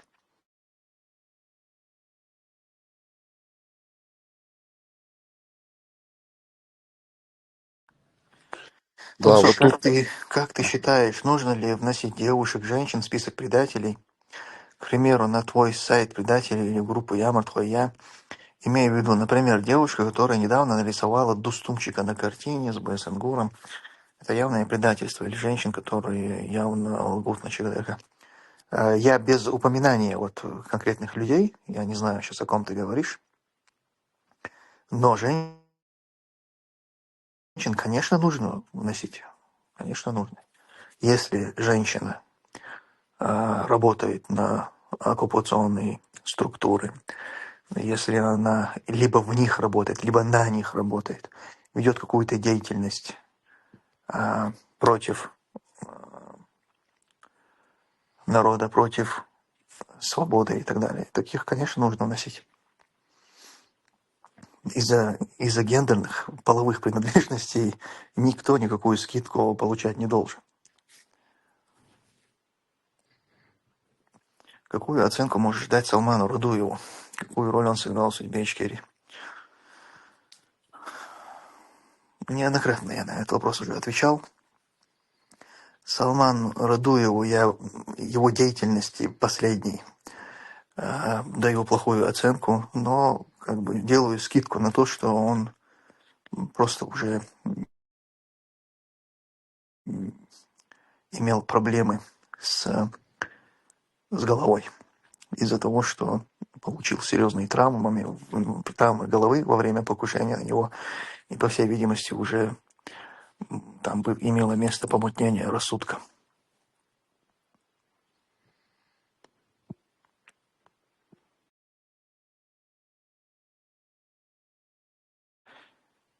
Очень давно я видел видео на Ютубе о том, что предатели из числа чеченцев охотились за Аблеком Зелимханом. И Зелимхан при встрече с ними застрелил несколько, и там приводились имена о том, что один из них был какой-то предок Кадырова.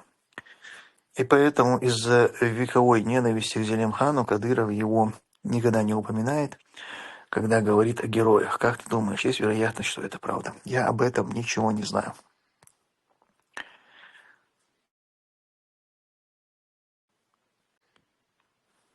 Многих очень сильно интересует вопрос о деталях. Чингиз, иллюзионист, ответил, как происходила эта вечеринка с участием Шахзаде, Дустумчика, Адама Кадырова. Уверен, что Чингиз докопается до истины и откроет нам всем все занавесы той злосчастной вечеринки. Как говорится, дьявол прячется в деталях. Ждем, конечно, от иллюзиониста хотя бы получасового репортажа. Нет, я все-таки не репортажа от него жду. Он сейчас новый формат подкастов начал. И мне кажется, что вот это самый подходящий формат для такого откровенного разговора. Я жду подкаста с Адамом Тумсо, Кадыровым, где они в мельчайших подробностях обсудят эту тему. Да, я слушаю. Такой вопрос. Я, возможно, пропустил. Ты делал какие-то посты, когда боец UFC, как его зовут, вылетело из головы сейчас, чемпионом, который Чимаев. стал чеченец. Чимаев, Чимаев. да. Когда Чимаев позвал, интересно, вот на английском надо сделать этот материал, когда Чимаев позвал Дустума на вечеринку, что это было? Его попросили? Это его идея была? Закладывал ли он туда какой-то посыл дополнительный? Что это было? Как ты вообще это расценил? Потому что это было немножко шокирующе, что он сделал. Я не знаю, может быть, пройдет время, когда все изменится, поменяется, и Чимаев скажет, это я специально тогда сказал, это был такой мой месседж вам, чтобы вы поняли, что я на вашей стороне. Я просто был таким, находился в такой ситуации, не мог и так далее. Поэтому, может быть, кто его знает. Могли ли его попросить, потому что когда все это случилось, ты упоминал, что какие-то чеченские лидеры, я не помню, то есть кто поддерживает, соратники Кадырова поддерживает оккупационный режим, что они писали много в поддержку Дустума в эти дни, когда все это случилось. И это на самом деле все очень глупо, даже дебильно, но вы наоборот этой поддержкой показываете, что случилось. Но при этом почему-то публично надо было высказать эту поддержку, именно публично. То есть какой-то идиотизм в этом просматривается. Имел ли отношение, какие-то, не знаю, могло ли так быть, что его тоже попросили, вот ты эту поддержку выскажи насчет вечеринки?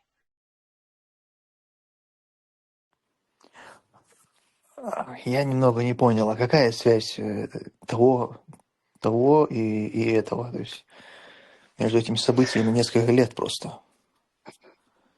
А когда это случилось, почему вот эти публичные лица, я не помню, кто именно, но ты об этом писал, что они сделали посты в соцсетях в поддержку Адама Кадырова? Это я помню, да.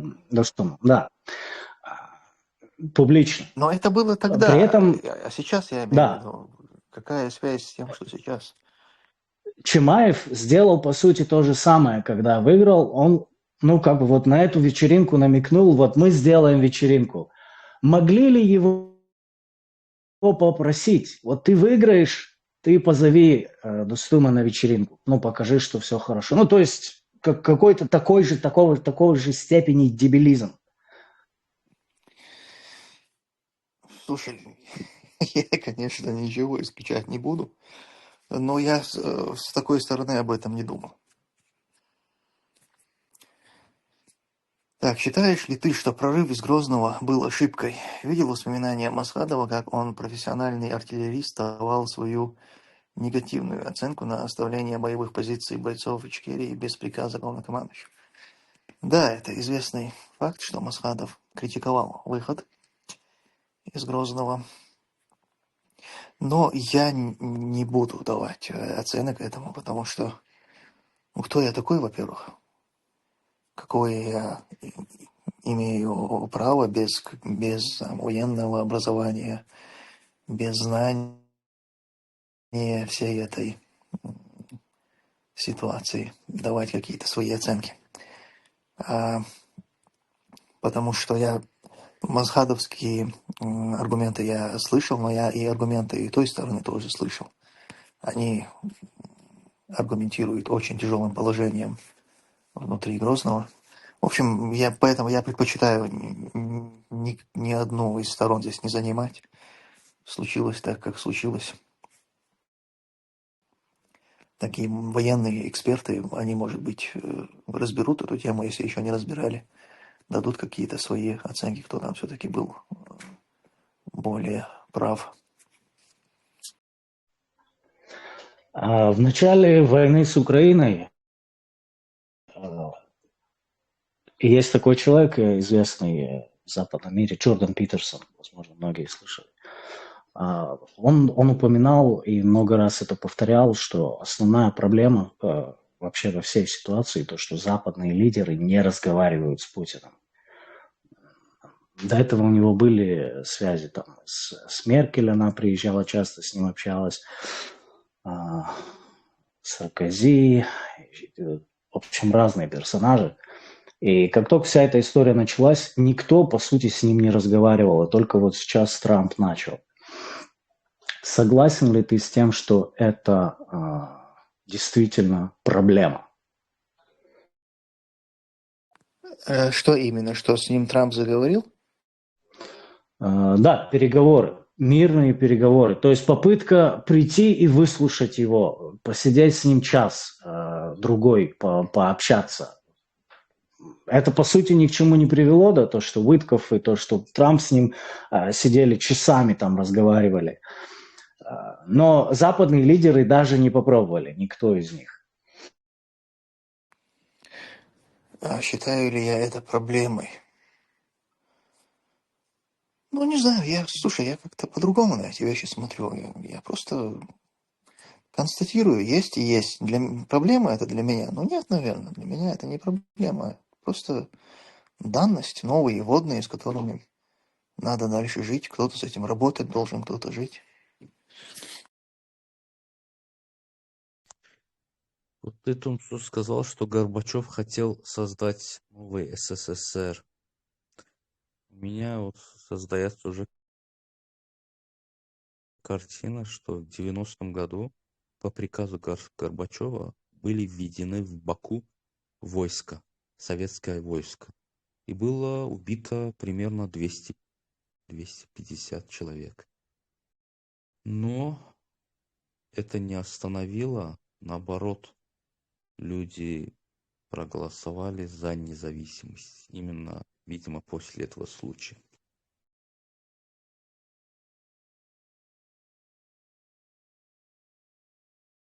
В 90-м году, 20 января, вот каждый год у нас отмечают День памяти погибшим в Карабахске, то есть, ну вот то, что, ну, их называют жертвой независимости. Я вам вот скажу, друзья мои, я постарше буду многих вот здесь, как старый философ, скажу вам, что вот это все война там и так далее, конфронтации, все это ради бабок только делается. Давайте спустимся на землю. Все это ради бабла. Вот. И есть какие-то регионы более контролируемые вот КГБшниками, которые они держат на поводке на коротком. Вот. А есть более свободные, свободолюбивые, вот как Чечня, скажем. Там, видимо, нет внутри народа, вот благодаря их вот этому племенному, как правильно называется, племенные связи, да, наверное, вот тейпы, да. То есть там все-таки руководят, по большому счету, вот старейшины. И там нет внутри них вот скрытых вот этих КГБшников, вот этих, которые изнутри разваливают это общество. Поэтому так жестко всегда поступали и держали, и убивали и народ, и потому что они знали, что если отпустишь Чечню, она будет самостоятельна, и она не будет подчиняться Кремлю. Вот. Поэтому ее держали. А страны СНГ какие-то, которые сейчас, как известно, там старые ставленники КГБшников, которые все равно имеют какие-то связи, наверное, с Кремлем и контролируются каким-то образом. И бабки качают туда-сюда. Еще вот кто-то в разговоре сказал, что якобы Чечню оккупировали, то есть Российская империя, да, до Грузии. Нет, это наоборот. Сначала была оккупирована Грузия и Азербайджан там, а потом уже Чечня и Дагестан.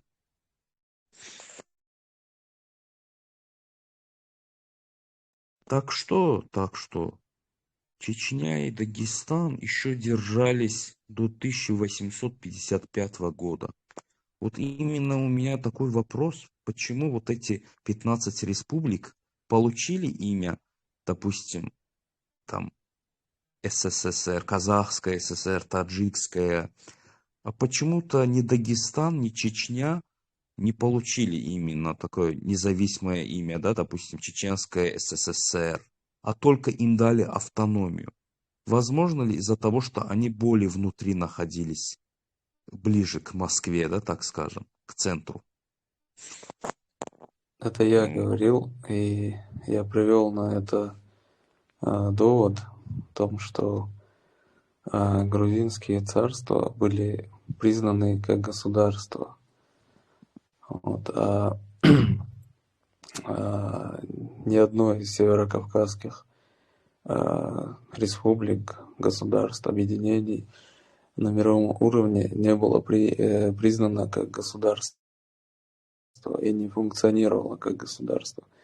Были попытки у Черкесии, то есть она фактически функционировала как государство, но не до конца. То есть она не успела сформироваться. Вот, поэтому отношение другое. Тут как бы независимая страны, то есть Грузия не была такой страной, как Грузия, как сегодня мы ее знаем. Это были разные царства. И в состав Российской империи вошло Картл-Кахетинское царство первым. То есть это Восточная Грузия. И вошла она в ходе аннексии. То есть изначально был подписан договор о взаимопомощи, не о вхождении. То есть Россию они не просили войти в состав. Они подписали договор о взаимопомощи. В ходе нападения персов, последнего нападения персов, да, грузины отбились своими силами, русские не пришли на помощь. Наоборот, русские пришли тогда, когда грузины уже были обескровлены и тупо воспользовались этим моментом и аннексировали вот это Восточно-Грузинское царство. Вот, и уже после этого началась постепенная аннексия других территорий и закрепление России на Южном Кавказе. Ну, в частности, именно в этой части. Поэтому разница как бы есть такая. У грузин, допустим, и у азербайджанских ханств была история такая, что у них княжество, ханство, вот эти все были. Но тем не менее, и в Чечне, и в Дагестане тоже же создался такой имамат. Имамат, правильно? Ну, сколько он просуществовал? 25 лет. Ну да, ну мало, наверное. Но все эти 25 лет происходила война. То есть не было такого, что они освободились, и там мир признал как бы это объединение независимым государством и так далее. То есть шло формирование, шли процессы, но этого не произошло в итоге. Как бы, но я думаю, они от этого отталкиваются, русские, что якобы вот мы захватили, мы там кровь пролили, мы там столько умирали, и типа не отдадим. Типа такое. Из-за того, что государственности не было, да? Потому что Ну, в Чечне никогда не властвовали этих шахов, никогда там не было. То есть ни ханов, ни царей, ни шахов. Просто они свободные люди были. Причина, потому что вот Азербайджан, Армения и Грузия выходили из состава Персии и входили в состав Российской царской России. Грузия подписала Георгиевский трактат. Один из условий, по-моему, был вхождение в состав России. То есть они входили в результате 3 персидско-русских войн. Армения, Азербайджан и Грузия вошли в состав царской России и как бы просились войти в состав России. Поэтому. Доказательства есть, что просили? Ты где-то читал такое? Георгиевский трактат подписан. Георгиевский трактат — это не просьба о вхождении в состав Российской империи, во-первых. Во-вторых, я только что перечислил хронологию, как это произошло. Нужно поднять пункты, там было 10 пунктов, по-моему, один из пунктов был вхождение. Я точно не помню, нужно поднять эти пункты. Это российский миф, который русские постоянно пытаются внушить себе и другим национальностям, якобы все просили их войти в состав и так далее. Были отдельные чиновники, какие-то продажные лица, которые просили. Вот. И на Кавказе это было среди всех народов. Поэтому, когда они уже оккупируют территорию, уже постфактум говорят, вот они просили, и выводят вперед ту персону, которая больше всего об этом просила или там являлась, так сказать, стояла на вот этих предательских рельсах. Поэтому это чисто российский нарратив, что их все просили, все хотели и так далее. Крым очень просился в состав России, Чечня 2 войны просилась в состав России. Были ли, говорят, что ингуши просились в состав, было такое? Опять же, повторюсь, не было такого, чтобы народ просился и так далее. Были отдельные люди, такие были среди всех народов Кавказа, перебежчики и так далее, или которые там подумали, поразмышляли, что будет лучше, если они будут с Россией, поэтому такие люди были среди всех, и среди ингушей, и среди чеченцев, и среди дагестанцев, и грузин, и кабардинцев и так далее. То есть Поэтому, доля правды есть в этом, какие-то старейшины, там, аксакалы, кто-то просился. конечно, какие-то люди отдельные. Поэтому надо это уточнять. Говорить, что ингуши просились или кто-то просился, это неправильно. И как бы это ведет к конфликтам, во-первых. Во-вторых, к неправильной постановке мыслей и отношения к этому вопросу. То есть в целом на всем Кавказе, любому кавказцу, даже конченному алкоголику, не знаю, там, кайфарику, русские и Россия ненавистные, неприятные и далеки ментально и во всех смыслах. Вот, поэтому единственное, что мотивирует Азат, людей как ты думаешь, говорить если... какие-то такие речи, это беспомощность и постоянные репрессии и давление. Если бы они не просились бы, ну, так скажем, да, назовем это просились, у них был шанс, что Россия их оставит в покое.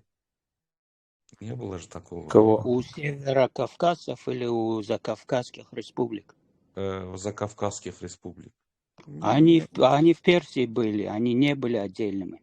Они были До отдельно. России они в Персии были. Нет, смотри. Слушайте, все-таки Георгиевский трактат – это как бы исторический документ, это исторический факт. Это не такая история, что там какие-то отдельные грузины хотели. Это государство, которое реально подписало Георгиевский трактат. Но Георгиевский трактат не подразумевал, что Грузия становится частью Российской империи. Георгиевский трактат подразумевал, что Российская империя берет под защиту Грузию.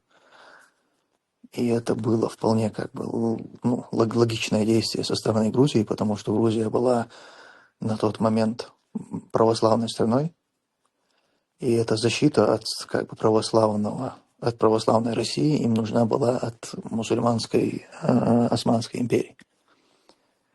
Поэтому это в целом как бы логично, и этот документ, этот исторический факт, он имеет место быть. Другое дело, что на основании этого Россия потом, конечно, Грузию прибрала к рукам и сделала ее частью своей империи, абсолютно как бы не посчитавшись с желанием самих грузин. Но Георгиевский трактат – это не та история, что там отдельные какие-то манкурты что-то захотели. Тумсо, Это было если ты решение страны. откроешь, даже просто погуглишь, там написано Картл-Кахетинское царство. Это Да, это по Картли Кахети. регионам, если. То есть это не Грузия, это в целом не Грузия. Тогда не было такого единого понятия, как Грузия. И именно Да, но между вот этим царством Картли и Кахети и Российской империей был этот Георгиевский трактат. Они да, среди, совершенно верно. да.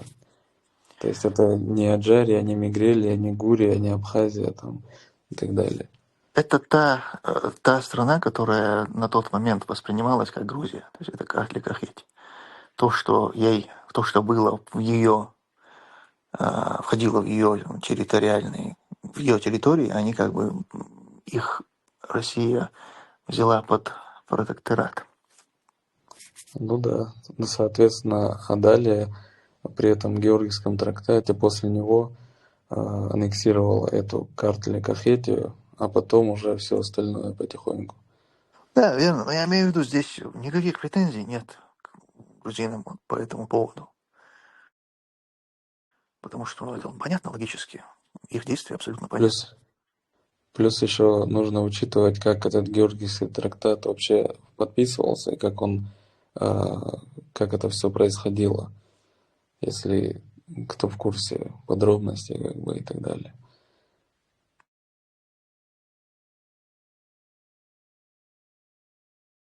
Ну, в том, что если бы Россия не подошла бы сама к Грузии, да, в том числе, ну, уже с какими-то намерениями, я не думаю, что вообще Грузия прям желала, чтобы Россия ее защищала. Мне почему так не кажется, что она сама нормально себя как-то уже защищала. Ну, княжество, да, было грузинское. И у нее Ну, просто выбора легко не было. говорить это Там сейчас. либо На тот персы, момент либо... надо понимать, что это маленькое как бы царство грузинское и очень могущественная Османская империя, которая вообще в два счета может как бы взять, начать завоевание. И в этом плане какие-то союзы, договора, они, конечно, были для Грузии актуальны. Ну, мне казалось, что тогда вообще Османская империя вообще как-то к Грузии там проблемы не было у нее. Только вот с Персией были проблемы. Не, ну как не было? Там не то, что проблема была. Там и воевали, грузины-то воевали с османами. Допустим, вот этот царь Тамар, царица Тамара, но грузины ее называют как бы в мужском таком роде, царь Тамар. Там есть, Муж, который сослан. короче, я забыл, как это место называется в Грузии. Типа такие. Это такой древний город в скале. И по истории эта Тамара вынуждена была в какой-то момент из-за войны, которую вели с османами, она вынуждена была в этот древний город укрыться и оттуда руководила боевыми действиями. На территории Грузии сегодня, в глубине Грузии, есть какие-то османские типа крепости, что-то, то, что уже сегодня это Грузия, грузинская территория, но они, то есть настолько глубоко тогда турки заходили. Это город Вардия, ты имеешь в виду, да? Уже не помню название, по-моему, да, что там, я туда на экскурсию ездил. На юго-западе. Там прям, Надо сказать, что это там на прям экскурсии такие... рассказали, да? Нет, Тамара жила до осман. я был на территории самой этой крепости. То есть это такая добротная, очень мощная крепость. И это была турки, то есть там у них был свой губернатор, они своего человека там поставили. То есть они, как бы, война была, отрицать это было бы странно. То есть это было бы вообще странно, если бы подобные вещи не происходили. Представь, у тебя под носом, прямо рядом с тобой огромная империя, и здесь маленькое царство, которое конфессионально вообще как бы противостоит тебе.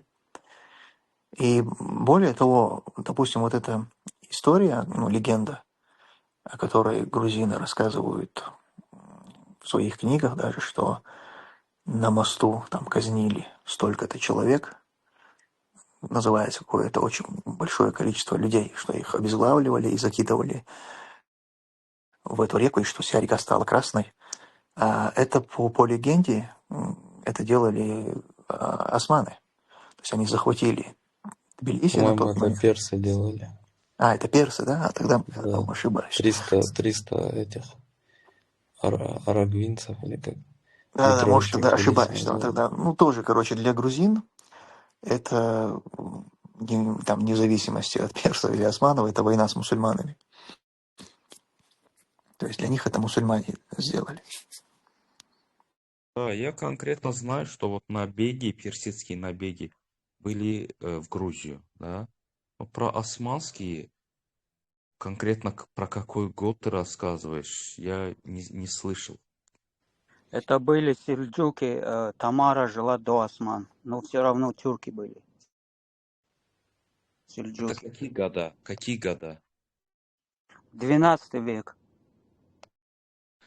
Ой, тогда, если это вы про 12-й, когда турки напали, это может быть. Но мы же говорим про 1800 там первый год, Но когда... тогда Тамара не жила. Тамара жила в 12 веке, когда сельджуки были.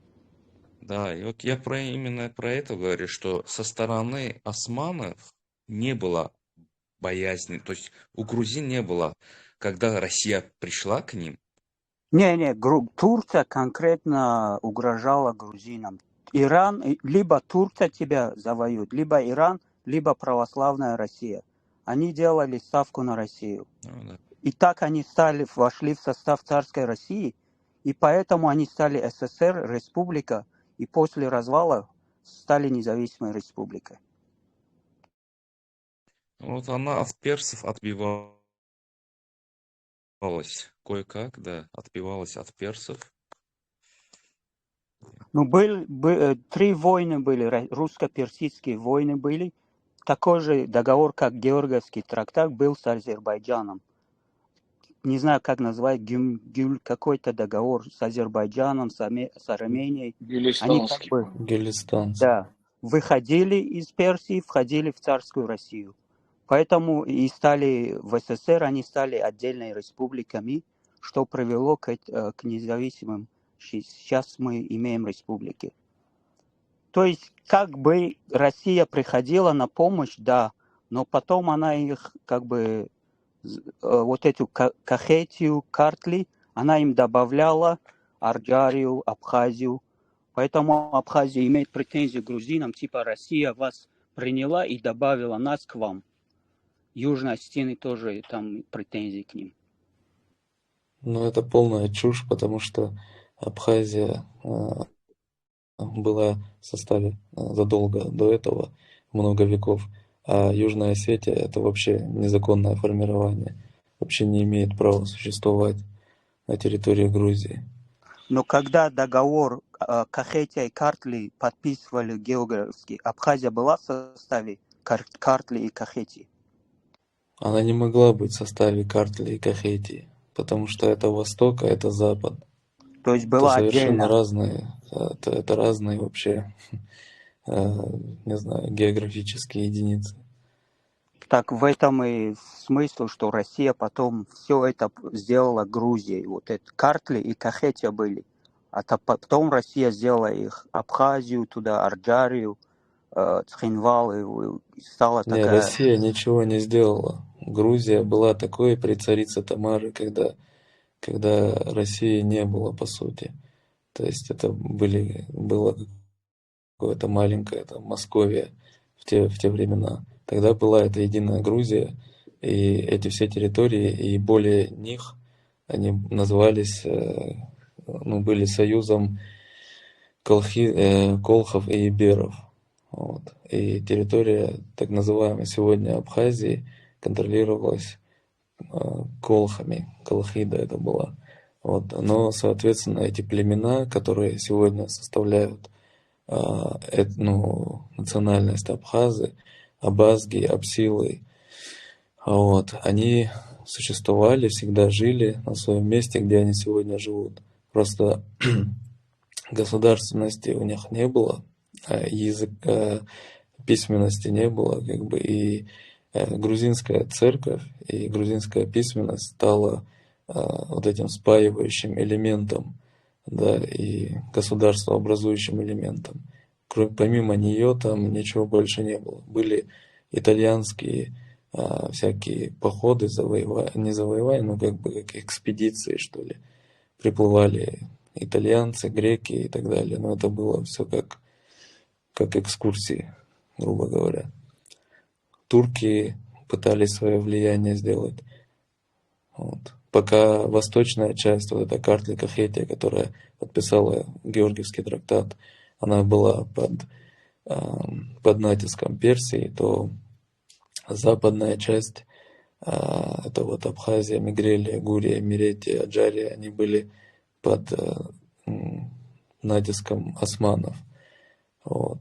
И постоянно войны, восстания и так далее, протекторат и всякое такое. Вот. То есть Я Россия ничего не помню, создавала, Грузия восстановилась в былых у Тамары, границах. по-моему, муж был царь. Кто? Тамары муж, по-моему, был русский какой-то князь, там союз даже был тогда. Потом Сослан был Остин ее муж. Не знаю, вот куда это входило во время Тамары, нужно уточнить. Что входило? То есть она была замужем за какого-то русского князя. Ага. Был ли это союз или что, я не знаю. Да, это она была замужем за ним, и также этот Сослан и так далее. Но опять же, это целая династия, то есть эта Тамара, она просто кусочек во всей этой истории. То есть то, что там она была за кем-то замужем и так далее, это ничего не решает и ничего там не меняет. То, что до нее происходило и после нее, как бы примерно одно и то же.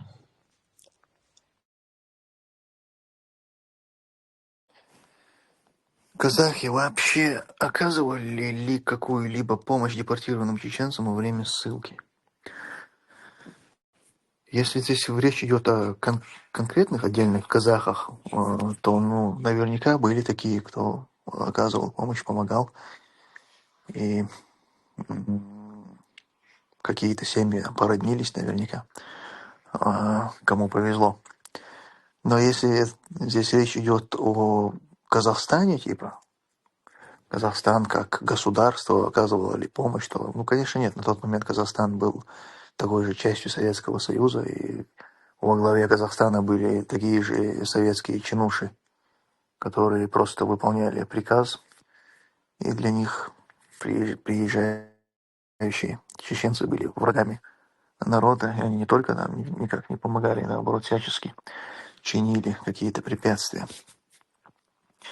В 2007 году в Казахстане разъяренная толпа убила 3 чеченцев из семьи Мамахановых, чем закончилась данная история.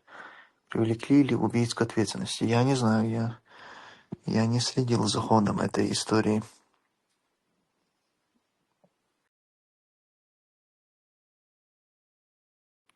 Готов ли ты провести диспут с кем-нибудь на тему о независимости ЧРИ? Конечно, готов, без проблем, но я пока не встречал никого желающего с нами на эту тему подискутировать. Я предлагал диспут на эту тему Милову, когда, помните, Милов несколько лет назад высказал это мнение, что там чеченцы что-то неправильно сделали, решили войной добиться и так далее. Я ему тогда предложил подискутировать на эту тему, но он очень высокомерно отказался. Я тогда просто записал ему ответ. Вот, и, в общем, я пока не встречал таких желающих, но если они появятся, я в любое время готов.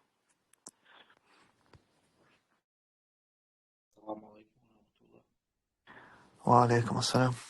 Turco sahattır derksa oxşoqçu bir dozoldoq qani qışkini haldini waldini batşaq fi day boy boştaş hattır dersin ده حراقة ديني قشي بروسبكت شي سؤال أليسو بروسبكت شاقا كيسر أخشوش في نادات почти 200 тысяч зарплаты хида дяш 5 тысяч орбата почти представил что аш орбата ела ахчо чуть динадуис цадала шо дега таган не испубу зашак бяш рабаштуйц хакарок чва таган 94 сул халка кавказская война был шайна за войны один зом что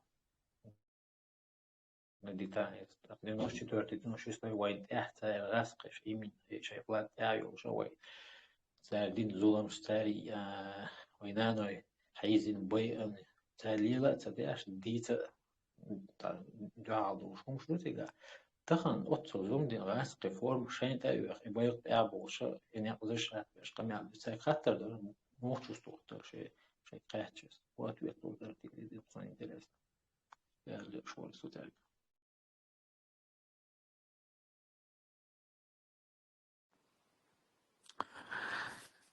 Вообще аргументы, какие-то аргументы о том, что у нас построены дороги, сделаны парки, аттракционы, мечети, красивые новые дома, жилищный фонд, и в целом вообще выстроен город, восстановлена республика. Само по себе это явление, его вообще нет смысла отрицать. И нет смысла быть против этого. Это очень хорошо. Потому что дороги, вот эта вся инфраструктура, что есть, это для народа, это не для наших оккупантов, там, это не только для Кадырова, не только они по ним ездят. Это в целом люди этим пользуются. Если это людям на пользу, то мы только рады. Но предъявлять это как аргумент, типа вот мы это сделали, как будто бы это до них разрушили не они, как будто бы у нас этого никогда не было, потом к нам пришли и нам это все дали. Нет, у нас это все было, к нам пришли, это все разрушили, и потом те, кто это разрушили, они же то, что разрушили, восстановили, и надо отметить, что восстановили не лучшим образом. То есть там качество... Квартиры, адaka и там дальше была, якшая проект моюсь, на самом деле, футбол, стадион, якшая и так, и шадек, и деш, хайлах, кисна деш, это, по-моему, кисна деш, уча деш, Нет, даже это понятно, что это как бы государственные деньги, но я имею в виду, это же разрушено ими. То есть они не сделали нам ничего нового, это ничего нам из этого не подарено. Это они это разрушили, они же это сделали, и делают это все не лучшим образом. У нас по сегодняшний день они не могут разобраться с затоплением туннеля. У нас любой ливень у нас затапливает туннель. У нас это жаркое лето, люди сидели без воды, без света нормально, без нормальных условий жизни. Поэтому качество оставляет желать лучшего, но мы в целом не против того, чтобы они это все делали. Еще делайте еще больше, делайте лучше, чем вы делаете. Мы не против. Делайте. В любом случае, это, иншаллах, останется нам, останется нашим потомкам. А еще очень часто от них можно услышать этот аргумент в сравнении, типа, вот при Ичкерии, что вы сделали, посмотрите. Не было ни дорог, не было там, не восстановили ни одного района, нормально, значит, ничего не функционировало. А вот мы что сделали? Во-первых, здесь совершенно разный временной промежуток. Здесь вы сравниваете 4 года, не полных 4 года, 3 года даже. 3 года, которые были у наших властей в период с 96 по 99. И вы эти 3 года сравниваете с 25 годами, которые были у вас, и даже за эти 25 лет вы сделали из того, что вы должны были сделать, вы там 30% даже нормально не сделали. Вы элементарно же Антышкал бухгалтерия. железнодорожное сообщение не сделали, Сенрах ничего не не сделали. шляшена, вайкеди. За 25 лет можно было очень много качественно всего сделать. Но и еще здесь не столько даже это важно, сколько это настолько несправедливо вообще вот такое сравнение делать. Это, знаете, мне что напоминает, когда отец с матерью, например, развелись, ну, муж с женой развелись, и они оспаривают право на ребенка. И, допустим, у одного из родителей, у отца, предположим, у него большие возможности, у него деньги, ресурсы, там, связи, а мать, она не имеет ни вот этих связей, ни денег, ничего. Она бедолага. И в суде предъявляется вот этот аргумент, что отец подарил сыну, ну или сыну, или там, ну ребенку, подарил ему вот там велосипед дорогой, значит, ему самокат электрический подарил, он, значит, в Диснейленд свозил, а мать ничего из этого для него не сделала. Но у матери нет этой возможности. Это заведомо несправедливые условия, несправедливые аргументы, говорить, что вот они, понимая, что у матери нет этой возможности повезти ребенка в Диснейленд, подарить ему там, но эта мать его любит искренне, этого ребенка. Она ему может подарить эту материнскую любовь, материнскую теплоту, которую никогда не подарит отец. Но здесь вот эти материальными темами, типа у меня есть возможности, поэтому я ему это сделал, а вот мать ничего из этого не сделала. Вот это такой же аргумент, когда нам говорят, что Россия, имеющая огромные возможности финансовые, выделяет нам эти средства на то, чтобы чтобы те, кого они над нами поставили, они могли там дороги проложить, парки, сделать фонтаны, восстановить республику, и потом говорит, а вот вы что из этого сделали? Но у нас этой возможности не было. Мы не могли вот так сорить деньгами и восстанавливать. Было бы, мы тоже бы сделали, как вот эта мать, будь у нее возможность повезти своего ребенка в Диснейленд, нет сомнений, что она его повезет. Диакторы возможность том, что яла. Ой, гундиатер, ба? Возможность. Солнце хизон, югана. Ой, гундиатер, возможность. А вы Мичел Хрюзм, откуда она у нас будет? Мы вот только... Шо гастришен, келдишен, тайгер, я сам хат, уйт комра, уйт ашинуис, тро тайгер, келдишен, он бенду так, любой نخشوش بعد حياة شمول يقدر يعيش شيء سيست دوش مارش دوش قال يوخ الله توريز دو أتشقلو نخشوش إيه دو نخش بدوش ويرازني تيجي يخسر يوقعك إيه دو كوستاكي بوش. Вообще непонятно, как в данном контексте у людей укладывается в голове сравнивать кровь и честь своих родных с какими-то инфраструктурными проектами и всякой лабудой. Просто это должно быть стыдно вообще говорящему подобное. Надо ему просто закрыть свой поганый рот.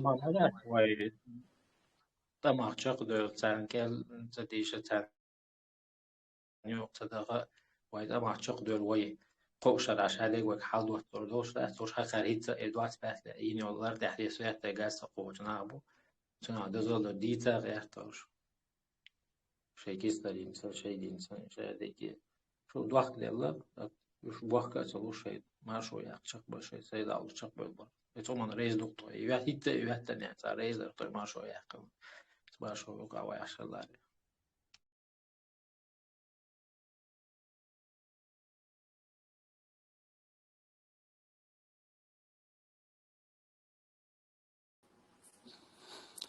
Ассаламу алейкум. Я мог бы изложить одну из причин, почему тогда не могли ничего построить. Например, будущий, на тот момент будущим, скажем, такой наместник, один из наместников российский в Чечне, Гантимиров Беслан, он, будучи спонсируемым из России, он, во-первых, вообще-то в начале еще революции, он был одним из участников якобы революции, а потом ушел в оппозицию и уже как бы, будучи в оппозиции, якобы оппозиционером Дудаева, он такой военизированный оппозиционер был. В 93-м, 2-м, вот в этих годах, до Первой войны, он своим сторонникам, своей вооруженной банде, он раздавал мины и говорил, его речь была, я знаю человека, который слушал его речь, вот, к нему присоединившийся. Каждый сломанный вами светофор даже, или каждая сломанная, тогда были телефонные будки, кажется, еще в Грозном, каждая сломанная даже будка, это наш успех, это нам хорошо. То есть он призывал как бы вот, бороться против, как он называл, режима Дудаеву, в том числе ломая светофоры, взрывая телефонные будки, раздавал им мины, оружие, все, что хотели. То есть работал полностью на разрушение, на то, чтобы люди не могли построить нормальную республику. То есть и этот, сейчас они говорят, любого, который вооруженный борец, они террористом называют, это действительно был таким террором назывался, организовывал террористические акции. Он буквально после того, как российские войска туда пришли, он начал там занимать какой-то там пост. И, то есть это явный российский наместник. Вот именно благодаря таким людям, а он только один такой, он относительно открыто работал, многие более закрыто, более завуалировано. То есть Россия мешала построить, допустим, качественно все, как положено, дороги, там порядок восстановить. Все это именно Россия мешала, и у нее были огромные возможности, чтобы мешать.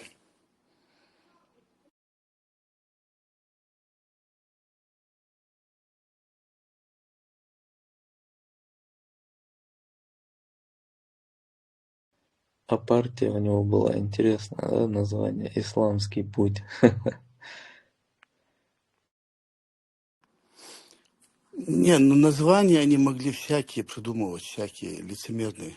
Но по факту я слышал от человека, который прямо вот из уст этого Гантимирова Беслана слышал, я точно не помню, какой это год, там, до Первой войны. Вот он говорил, даже светофор, который вы разрушите, это мне на пользу. То есть он это даже готов был спонсировать. Светофор говорит, разбивайте и там простреляйте или что-то, что угодно взрывайте. Я более того, я знаю от одного человека, который занимался тогда на рынке продажи оружия, который покупал мины у родственника вот этого Гантимирова Беслана, как бы Баш по-чеченски называется, как свек. Это возможно слухи, возможно, я точно не знаю. У этого Баша он покупал мины, которые, по его словам, по словам того, который продавал эти мины на рынке, магнитные такие мины были, они были выделены России для Гантимирова, чтобы он вел подрывную деятельность в Чечне. Вот эти мины, которые ему были выделены для подрывной деятельности, он еще и продавал. То есть и хозяев своих как бы тоже обкрадывал понемножку.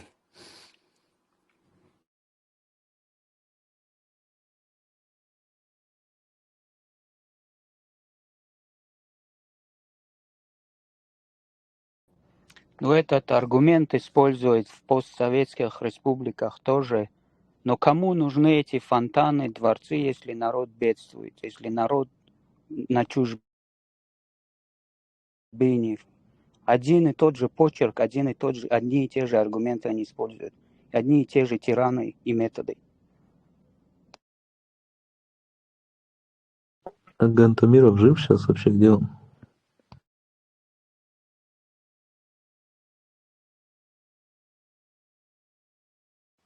Много ему сегодня внимания, конечно, но все же. Деньги считает. Выручку с проданных мин. Да. Я, кстати, слышал, что где-то после Первой войны или в конце, короче, его как-то посадили еще. То есть, наверное, именно они даже узнали, что он проворовался. Понимаешь, он еще сидел, он успел быть посаженным, потом уже к началу Второй войны он опять как бы нужен. Все-таки, хоть он и проворовался, все равно он нужен. И такие тоже нужны. Выпустили они его. Я На не момент думаю, начала второго вторжения он сидел в тюрьме. И Путин его именно выпустил из тюрьмы, амнистировал его под условие, что он в Чечне возглавит ополчение. И он прям из тюрьмы его отправили в Чечню, собрали для него Гантимировское ополчение. И поначалу они где-то, я не помню, в каком году они пропали, но поначалу в Грозном было именно Гантимировское ополчение. Никаких кадыровцев, Кадырова близко не было в Грозном. Они в здании нынешнего Россельхозбанка тогда находились, у них был штаб. И по иронии судьбы, это прям по соседству с домом, в котором я жил.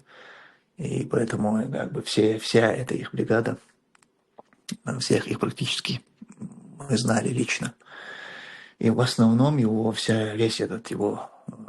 это его ополчение состояло из жителей Урус-Мартановского и Ачхой-Мартановского районов. Так как он сам родом из Гихов, на стыке этих двух районов. В общем, в основном они были в этой Гантимировской милиции. И они тогда охраняли рынок. То есть охрана рынка состояла из этих гантимировских милицейских. Вот. Но когда Кремль сделал ставку на Кадырова, Гантимиров выступил против Кадырова. Знаменитое выступление Гантимирова, где он говорит, что он объявлял, это вообще человек, который объявлял джихад России, говорит, и я помню этот смешной момент, когда Рамзан, комментируя эти слова Гантимирова, он сказал: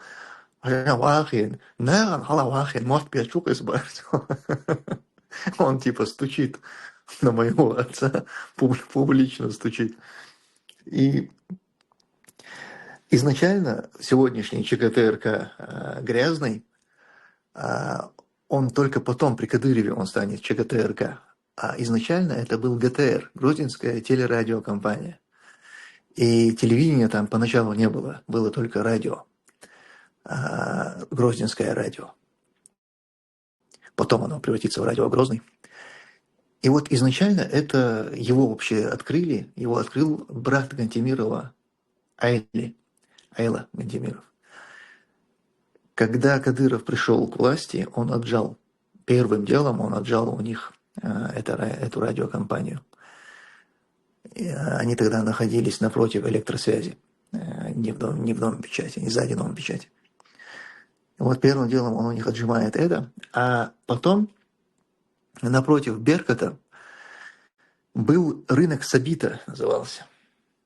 Он был там, где сейчас музей они построили. И этот рынок Сабита тоже принадлежал Гантимирову.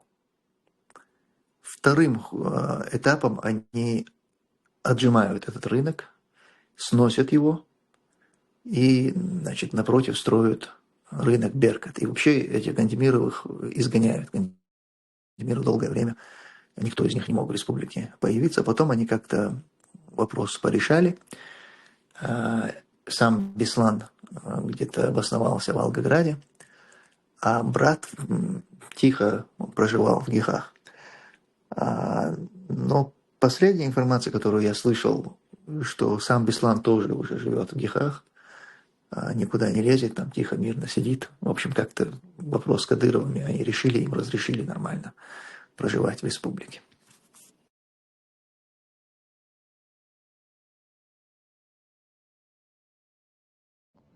То есть схема была Кантемировой, Ямадаевой, потом Кадыровой. Они все на самом деле были параллельно, они все там существовали. Но они какие-то такие местечковые, в общем, были князьки, допустим, помимо Гантимирова, Кадырова, Ямадаевых был еще Байсаров в 15-м молсовхозе, был Кокиев в Натеречном районе. И у каждого из них были свои силы. Но они, вот, допустим, Гантимиров, точнее, Кадыров и Ямадаев, они Гудермесский район, Урчелоевский район, вот там они орудовали. Гантимиров был, Грозный, Урус-Мартанович, Мартановский район. Кокиев, они были в Натеречном районе. Байсаров, 15-й молсовхоз и Сунжинский хребет, вот этот они, в общем, в этой стороне орудовали. И на тот момент четкого как бы преемника, кого именно туда, на кого именно Кремль поставит, такого не было. Единой власти в республике не было, чтобы им там все подчинялись. Были вот такие мафиозные структуры, каждая из них поддерживалась Кремлем. Но чуть позже уже конфигурация, видимо, была определена. И первым в этой конфигурации пал Гантимиров. Он первым как бы воспротивился вот этому назначению Кадырова наместником в республике. Остальные это приняли. Ямадаева приняли, там, Байсаров, Кокиев, они все это приняли. Просто они не входили как бы в полное подчинение Кадырову, но были не против его наместничества и взаимодействия с ним, формально как бы находясь, кто-то формально находился типа в его подчинении, как Байсаров, например, они значились как служба безопасности главы администрации. А Ямадаевы, они даже формально не подчинялись. Тот же Байсаров, хоть формально у них были эти ксивы, но относились они к ФСБ.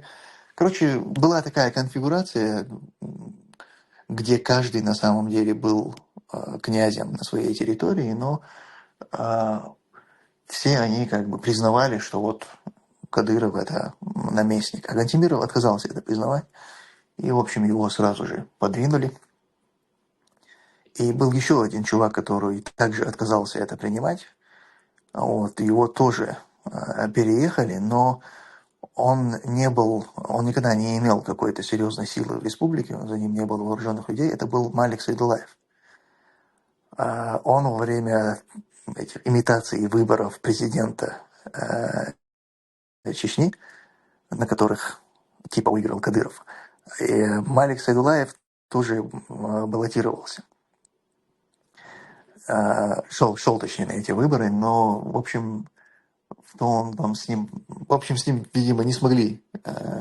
Ему предлагали, типа, договор, он не согласился. У него хоть не было вооруженных людей и какой-то силы, но у него были деньги. Он обладал финансами. В общем, в итоге его переехали. Причем его не Кадыровы переехали, а его российская власть переехала, он вынужден был оттуда свалить. Ну а дальнейшее развитие событий вы знаете.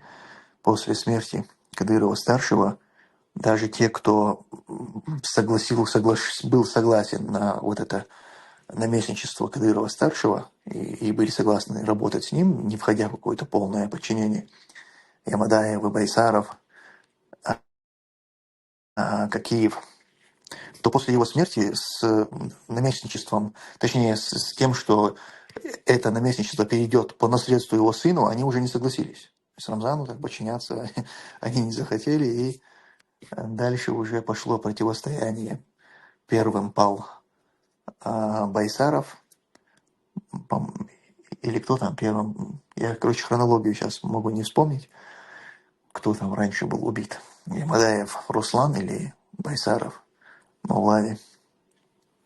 Ну, в общем, всех их в итоге убили. С Кокиевым как-то без того, чтобы его убить непосредственно, там несколько человек из его бригады тоже убили. В общем, всех их как-то обезвредили. И в итоге Кадыров стал единоличным наместником с полнотой власти в республике. Томсо, ты видел, что пишет Википедия про этого Гантемирова?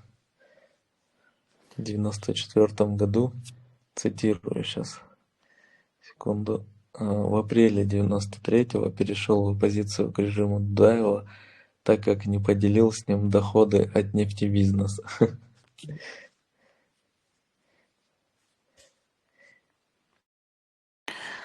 Ну да, это очень, конечно, такое простое объяснение. Это все смешно. Да.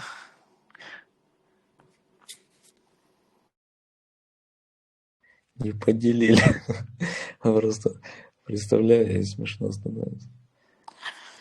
Ну, я, конечно, не знаю, что именно явилось там причиной, что Кантемиров из сторонника независимости стал пророссийским оппозиционером, но я могу в целом как бы описать,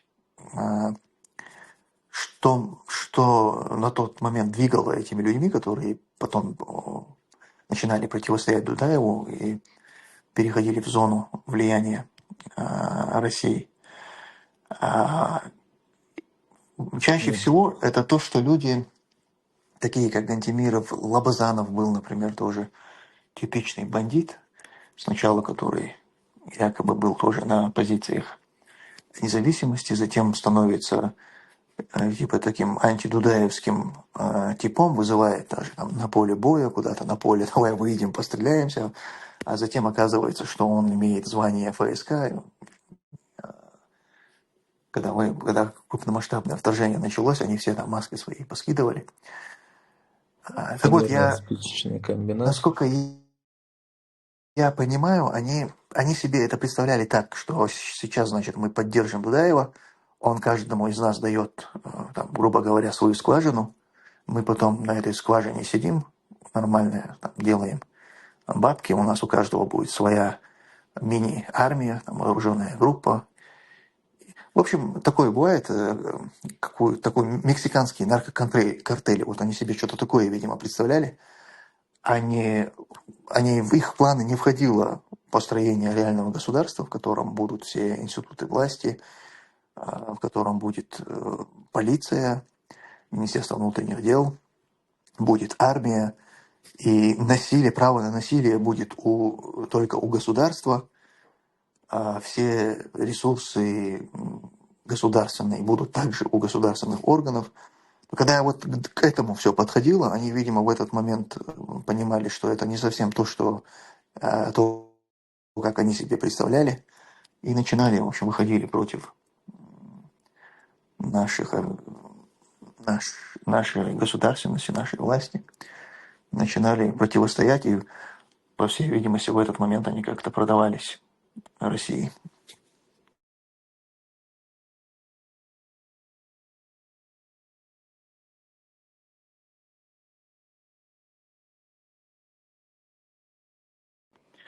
Недавно посмотрел интервью Дудя, и у меня появилось много вопросов о КРА. Действительно ли он скормил своего врага льву? И правда ли, что в Чечне у КРА было очень много наложниц, и какова судьба у таких наложниц? Правда ли, что он скормил своего врага льву? Но я не был свидетелем этой кормежки. В целом это вполне вписывается в то, как Кадыров наказывает неугодных, людей из своего окружения, которые, по его мнению, как-то там его предали. Поэтому я вполне допускаю, что такое, возможно, произошло, но я сам, конечно, свидетелем этого не был. И у меня нет какой-то информации, то есть какого-то инсайда, чтобы человек, который это видел или точно знает, чтобы мне это рассказал, я такого не знаю. Но вполне возможно. А правда ли, что у него было много наложниц? Это это не то, что было.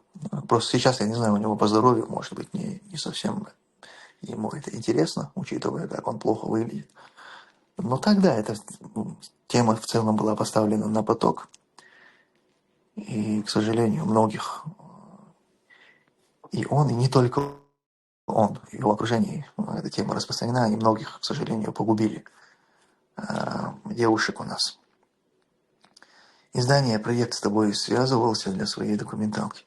Да, я общался с ними, были контакты.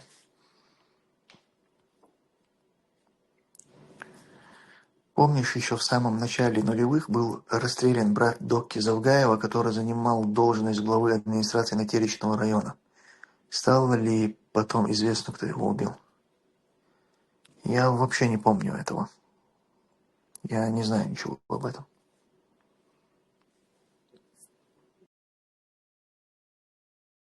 Тумсо, ты слышал, что умер Махмуд Амаев?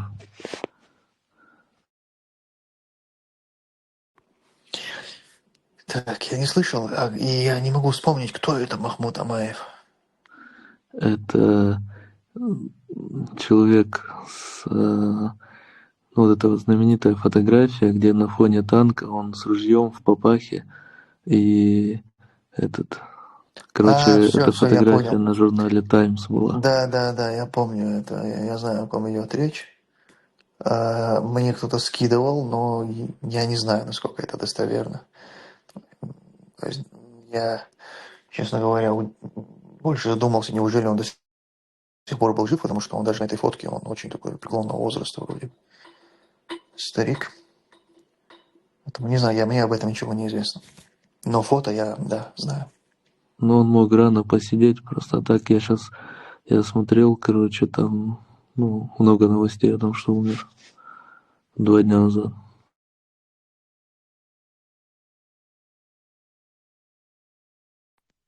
Ну что, хозяин? Кстати, на момент публикации ему было 54 года тогда.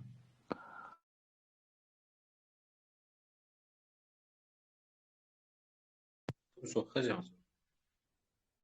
Хазон. Ну что, партия яркает. Инфаган. Из партии ويتصح تعهم نيستل خيتل إن شاء الله تأتقاتش قصات ويبرش خلشت يقوى تعويل وشقال نوي عايز Ну, ишь нет, Сани, правильно мюис. Ама ишь ты дир дуй эльчи, والله أعلم. سخين عم تعدو الخيط سيلا إن شاء منجي. الله خاطر خدو يخلش نيسلا إن شاء الله داق شو كورت داقش تمام بارتي ويجرت شو ويبرش دوحة ويتصح خيتر دي خدوه وخيتر دلعك ديلا سونسخان. سوا شوية أخوخيس ديزردو. ويتص دعوة تميزي ويعيد هم دعوة تنو ويباتشاق مارشيال. تحكي بجرمداتي وخيس ديزج وحانتي عبوالبا بيزدو. هينس جواب دلور داسو سخاتنا. примерно أسأل قال بيوجدوا يتحاج عنا جو مودادو سويت وقت إيش ذكر سويت وغليس ديش أيوة قريم باقي قال أسقش ناس مش ده تو تقدر تسوي أو مديش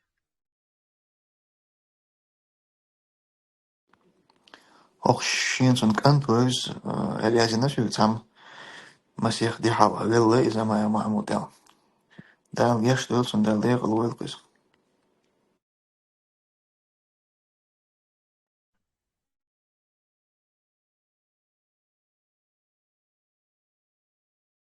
Я бы сказал, дал ваза Хогл Дуэлс.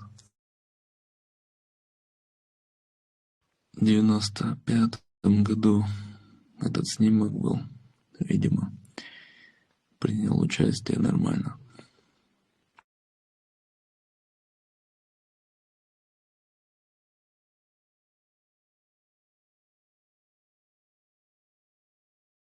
أنا قلت شو اسمه بوخا يونس بارتالات بحر أول شيء نقول بوخا والله بارتي ويجرت تا باتشا كل هو خليت الأرسن وندالتي ويشري اعتدين تيجي عليك ودين سريع ورخلتي استاخ İnşallah uğuşusun.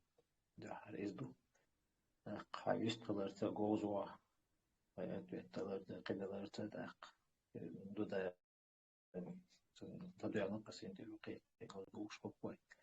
İşte çok Тебя еле слышно вообще. Хазис. А что, ухо там приходится прям к уху подносить? Ну, хазис, да, в принципе, хазис.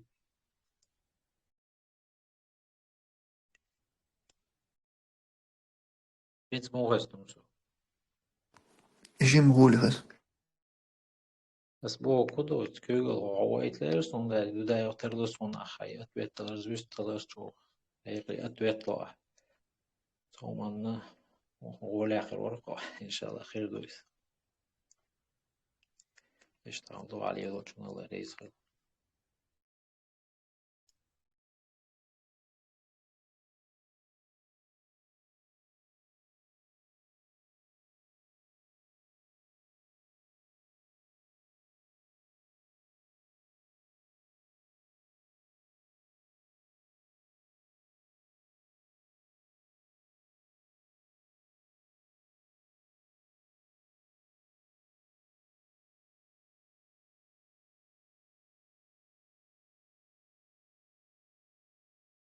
تمشو تيمير سموحات يويس غير أغوش دوك دوت تاج خينا استعمالات ويستغل شو ديك ويستغل ور ولا خدر الخيط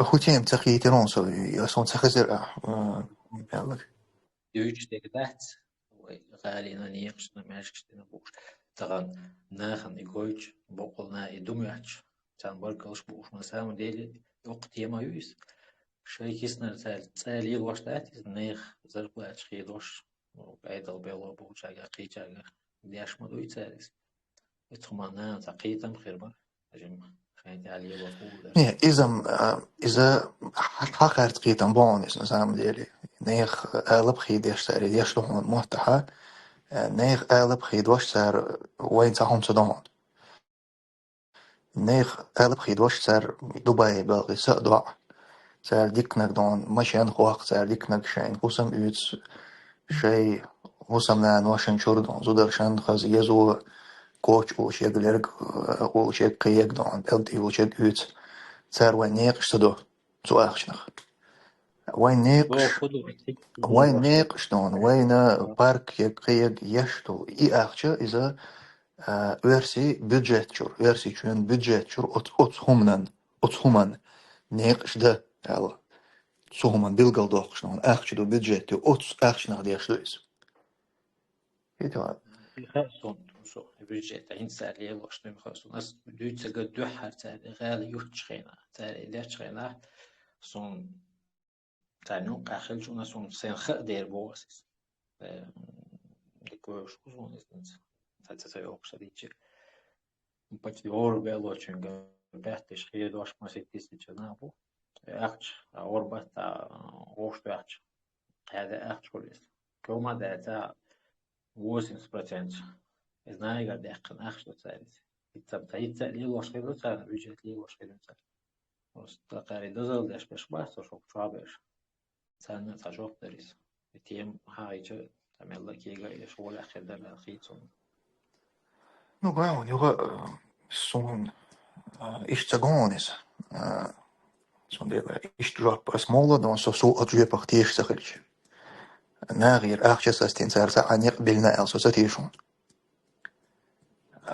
ناغير أخشى أساس تنسار شان ديكنك مشان إحتي أتصنخ تيش صدون يسخون خاء تاري ديني صدع باني خاء صون قيدو صون شين تاري أخش ديقني خاء صون ناغير سسديش أما نقبل يا غال تاين يا يورت تاين يا تناخيدا لنهم سديني خاء صون سار شو أخش نخ سموش ده موضوع ناتج بين رسبك بودين بك سونيرت دو دمشق عشبو نايجر يا أخي خيدا دي أشتغل باتير بس بريموي دابو يسموش ده باتير خيدا دي أشتغل أيضا بيلو بولجاجا بلني تأخير إسقيت تأخير إسميل ولا أيضا بيلو قاسم зарплат хавюч молайс. Тут их хида дяша няк бек так, цуник цаш бек улица аш бек иш цундинер хушток es хушмдуис.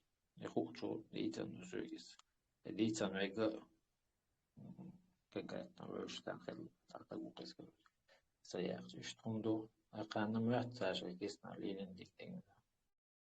Så om det är linjen كشادك أكان ديكني خليه خاص خليه شيء واجع كويتي شيء دلات تي ليلي الموضوع قادس مستوى حط بونا اختقيت وما سجل سوا شوي شم يو تسوي شيء نوع حين خاء باغز إيش دوال نوعون خوجا إز تون رئيس خليش ماوي ساحين كده صوت برسبكت عينه سيجر تحصم سخادنا يبرسبكت عيش هي أوس برسبكت عين والصحن سيجر سخادن هي تقفت حني دوني أغلب اشتغل زاري خيد سون خاء زاري تديني ناغير أغلب خادش он sagt أغلب تابورات تعنيق بالضربات это другого уровня деньги Zo'n deel zijn gieten als bagger, hij maar wat hij is gebaar, als de baan zijn zo'n nagir gaat dish. Zij gaat het hij niet, prospect het hij niet gaat zo. Maar gewoon ik zo'n kira, dat was je niet geërsch, doe al door zo, zijn ze door was je niet. وسمعت بوش خلامك تاع проблем سوغا конкретно تاع уляу что дитан умду из конкретно загой таа что дитан умду сөгис إذا إيشوش نابوش موش تدينا خيل تابو تايس مش ديتن умду сөг но يستغل إيشوش сөг خاتشي خير دوي أفاتشي نستير دوي عم باتار هو اللي يبغوش نابوش تا اللي يضي خامغي ونيقش دين باتار خيد واش دوي خوش مدوي Не, цар ахчнаш цар хид до шилар изам шикоят бюджетник ши ахчнаш цар хид де штаганаду. Amma из юнаган и дох хид вашам да царе. Он дач аднек блюшич анаган дохшм дуи ахч. Наган ма бюли анек. Ахт ино штадич проспект адол. Наган тадиш ма дуи. Цар оц ахчнах наган хома цадини хазу. Наган цада хад ваш ахча датис. بس أبوش ما تبوش خلامك أو تلقى بعض خدوة ساري أخش يعني يخش شغل بيجي هذا شغل أخش تأكيس نابش مش تسمع مو تبى تبوش خلتان بوش هم ليش بس أبوش أنا ما تبوش خلامك سين خزك دوتر استاق يتيم هاير اشتو ما سقط ترى ده اشتهات شينا أو قاعدة دينا نيرش تان إذا تعبيت تان كورت كألي شو دوخ كدل اش انيق شتنا وضوع ما شو يعقل وين يبقى رازنيتsa يونا نوخش ولا حقيقة رواتا هيدك حيث دك بيوتر دار Ja, i argumentamo цар да эми алошмой. Вот Хинц, я ли Юли Няцис, с самого начала этот аргумент был. Мы вот постановили город, мы восстановили республику, мы, значит, дороги проложили, фонтаны сделали, мечети построили. Все это, всегда этот аргумент у них был. И да, мы говорим, хорошо, отлично, еще стройте, еще лучше делайте, сделайте железную дорогу. Как бы, да, вы для этого там и назначены, чтобы это делать. Никого этим не удивляете. Но это никак не отменяет того, что вы являетесь предателями. Если бы это все делали, будучи верны своему народу, своему государству, мы были бы вам благодарны. А так вы просто выполняете свои обязанности, возложенные на вас вашими хозяевами. Ничего более. И этот город, эта республика была разбита вами, вашими хозяевами. Поэтому вы просто восстанавливаете то, что вы разбили. في خدو هاي ما تلقى أغو وين نفط تساعد أقويش غاز تساعد أقويش وين تساعد بيجي تساعد يشغل شيء ويقدر يشغل تساعد يصير تخن يعدق تساعد ديتر просто يعدق تساعد ديتر ويدبر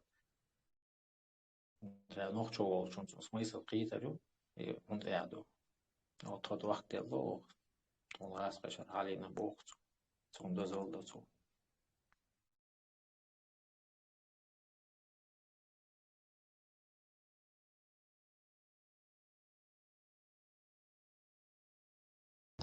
Иногда они приводят аргумент типа в союз, мы вам построили союз, города и так далее. Во-первых, союз строили все миром, не отдельно какая-то нация, а все мы строили. И до союза у нас были города, то есть и письменность у нас была. Не были ни мы, ни вы, дикарями мы не были до прихода российской царской России. قيثاق ما دوتيغا أشناخ إدوشبر أشبر ليش باشبر بوقتا إيش هذاك بيور ليدي نكوشبر خوش مدوي أو كيكينك يدوم لابل جتال سوى إزبيتان وإن شو عليلي نبيتناش أشبوح بالجال لين يوقع بال تومات وقت إنترنت شو وغادا ميتخوة توماش تغاسون إما شو لريا zum dual brod ashbur شو تلقيت شو ده شو زودري شو جابو نخ شو ده يو شو شور ما شو خليت شو كلت عن سبغي شو سدادل نامور تان عرب أقرأ توغورة جنبو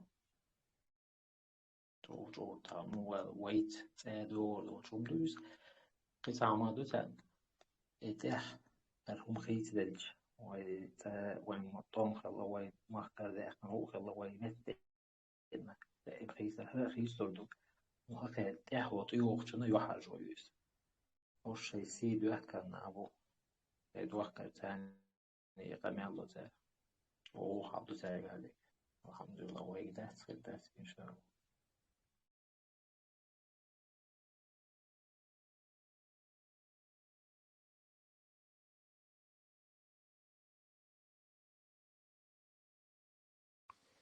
Тумсо, а сколько нефти добывается и какой приход с этого известно? Они ежегодно какие-то цифры приводят. Насколько им там можно верить или нет, не знаю. Вот. Я сейчас, конечно, цифры назвать не могу, потому что я за ними не слежу. Но, как правило, сами эти, кто у нас занимается химпром, короче, какое-то ведомство у нас приводит эти цифры, и обычно они приводят цифры каждый год уменьшение, то есть каждым годом у них все меньше и меньше добычи. Насколько можно доверять этим цифрам, я, честно говоря, не знаю. وين هورشر لوشو بيجت بين لوتين А что за цифры примерно? Не, я сейчас не вспомню. Это слишком давно я этой темой интересовался.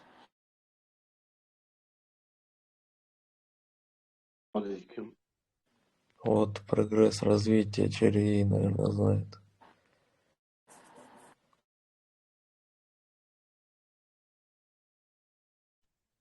وين لوشو هورشر بيجت جاي شو تون كاش تور ما سيت Dann stehen nachher, wo цифры дать лeft на дох ночью. И дох шельче на ёкта буис. Это стратегический вопрос. Даже мне кто-то скажет, что миллион, 2 миллиона нефтеоли, по моей информации тоже неправда, потому что инфраструктура, которая добывается, у нас не соответствует для этой добычи. Нет такой добычи. Еще высотки, это все, это личный бизнес, это большой проект коммерческий. Город не растет просто так. Город растет, когда у тебя растет экономика, промышленность, доход от этой экономики. Вот тогда растет город. А сейчас что-то там строить, это район Путина. Это чисто большой коммерческий проект. Это все. И у нас вообще нет такого промышленности, чтобы у нас расти какие-то города. Вот недавно, 2 года, 3 года назад у нас объявили где-то 5-6 городов, которые раньше являлись селами, там, станицами. В этих селах нет ни одного производства. Ни одного. Люди как жили, так и живут этих, занимаясь коммерцией там, частным извозом там и так далее. У нас в республике нет таких городов, которые могли бы иметь статус города. Нет таких населенных пунктов. Даже в самом Грозном у нас нету промышленного потенциала даже 5%. Нет такого производства. То есть я хочу опять повторить, что вот этот проект, вот это высотки, это все, это большой коммерческий проект. Это не один там, Пузырь, 20. короче. Да. И нефть у нас не добывается, как мы говорим, там 2-3 миллиона нефти, там Россия у нас забирает нефть, потом какие-то там проценты нам, это неправда. Потому что у меня есть какая-то информация, я знаю, когда добывать 1 миллион тонн нефти, когда 2 миллиона тонн нефти добывать, инфраструктура сама, она по-другому она уже видится. Да, может быть, там 100 тысяч тонн добывать, там 150 тысяч. По моей информации, вот такую информацию я получал 3 года назад. Вот. Вот такая ситуация, которую я знаю.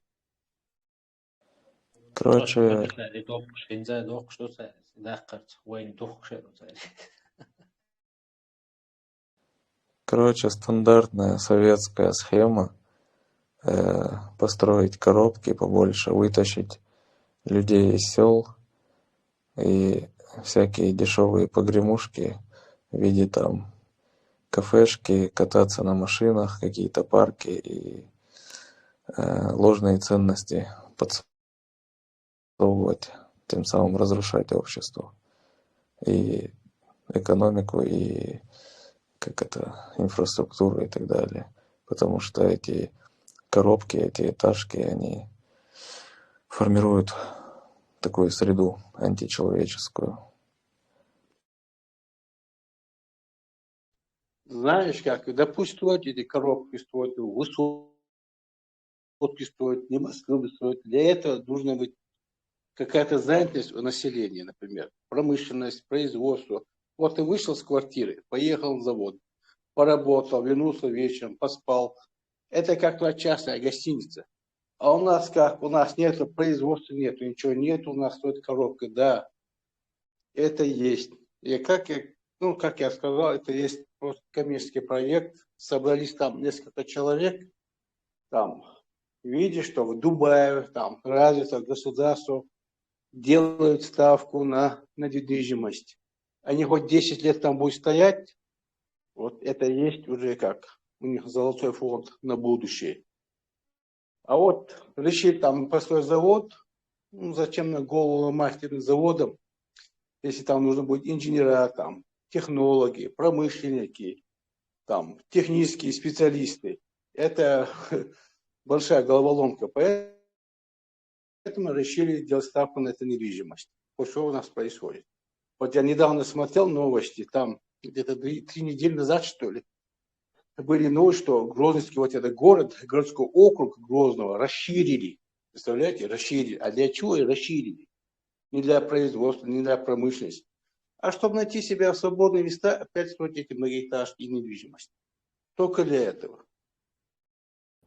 Тем более это горные регионы. У нас на Памире в Союз выше 4 этажей не пускали инженер, не давали. Сейчас 9-этажки, я вообще не пойму. Это сейсмическая зона, там сель, там камнепад. Вообще они не признают какие-то инженерные эти стандарты. Нельзя, по-моему, строить. Тем более... Грозный-то на равнине. Не так, как в Казахстане степь, где можно там заводы огромные построить. Все равно там горы. Вот, допустим, в Душанбе вокруг горы, когда пыль поднимается, то там воздух такой, как крышка сверху закрывается там. Вокруг, если горы, пыль поднимается. И большие города, близко к горам, по-моему, это как-то не соответствует. В целом проблема этих коробок не только в том, что нет производства, там некуда пойти на работу, еще что-то. Это полбеды. В целом это разрушительная для общества среда формируется. Я много раз об этом говорил, всегда говорю это. Это очень важно, люди должны понимать этот вопрос. То, что особенно для кавказского общества, менталитета и так далее не свойственно формировать вот такую данную среду, где тысячи людей живут в коробках, друг друга не знают, непонятно, кто чем там занимается, всякое, короче, непонятно что, и формируется нездоровая среда, нездоровые отношения, минимум общения, и так далее. Я думаю, это естественный процесс, а этого не избежать. Нужно как-то балансировать это. Но опять же, если мы посмотрим на Европу, такую страну, как Голландию, если взять, или любую другую тоже можно привести в пример, но возьмем какую-то одну. Полностью, практически вся страна – это частный сектор, это деревни, это хозяйство и так далее. Даже маленькие городки, люди, у которых нету хозяйства, они на работу ездят, еще что-то, у них все равно частный дом, двор и так далее. То есть это нормальная, здоровая среда для кавказца, вот, а не жизнь в коробке, где ты не знаешь соседа, не знаешь его образ жизни, он не знает твой, ты не знаешь его там, кто его там, гости и так далее. То есть, вроде бы как бы не твое дело, мы уже привыкли, да, к этой мысли, но в то же время мы знаем, что живя в селе, люди знают друг друга, кто к кому приходит, где чьи родственники живут и так далее. Это формирует определенный тип мышления, общества и уровень безопасности, уровень чистоты отношений, честности и так далее. Это все очень взаимопереплетено. Вот, и у голландцев, и в целом у европейцев это сохраняется из-за частного сектора и вот этой среды, где человек является хозяином такого Так от двора. европейцев, Еще раз. от них же произошло и пошло индустриализация.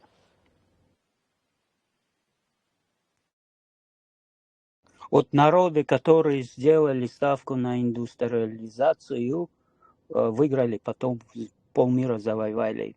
И те, кто в селе жили, проиграли этим нациям. Ну, я не знаю, в чем проиграли голландцы, конечно. Но то, что ты говоришь, европейцы начали индустриализацию. Опять же, мы сейчас конкретно говорим о панельках, этажках, коробках. Они в одно время начали их строить, потом поняли пагубность, все то, что я сейчас рассказывал, они все это исследовали и выдавали, и прекратили их строить. То есть Бергман, Советский Союз продолжил это делать. Вот. Бергман, Да, в каждой стране есть и коробки, есть и частный да, сектор. я знаю, В есть, той есть, же, просто в тех где-то же больше. Нидерландах, от которых ты говоришь, там, в том же Амстердаме, например, Роттердаме, там эти же коробки. То есть Да, это это большие и города, и то конечно, есть. должно быть. Как бы. Понятно, Да, да, да, они есть. что у нас в Грозном строят квартиры многоэтажные, но понятно, что у нас, например, в Яндекс не будут строить квартиры, там будут дома. То есть это как бы в любой стране это нормально, что у тебя есть и города, и в городах будут такие этажные дома, и будет частный сектор. Просто нужно смотреть причину, да, как бы как это все начиналось и для чего. В Советском Союзе коробки строили для того, чтобы вытащить людей из села, чтобы было кому работать на заводах. То есть, и тем самым они разорили села, поломали образ жизни людей и мышление там, и так далее, сформировали другую совершенно среду, нездоровую для человека. Вот в этом вся пагубность. То есть то, что есть там в Роттердаме и так далее, я знаю, да, оно есть, но опять же, это не такие этажки, не такие панельки, и их мало. В основном это частный сектор и в Швеции, и в Голландии, и в Германии.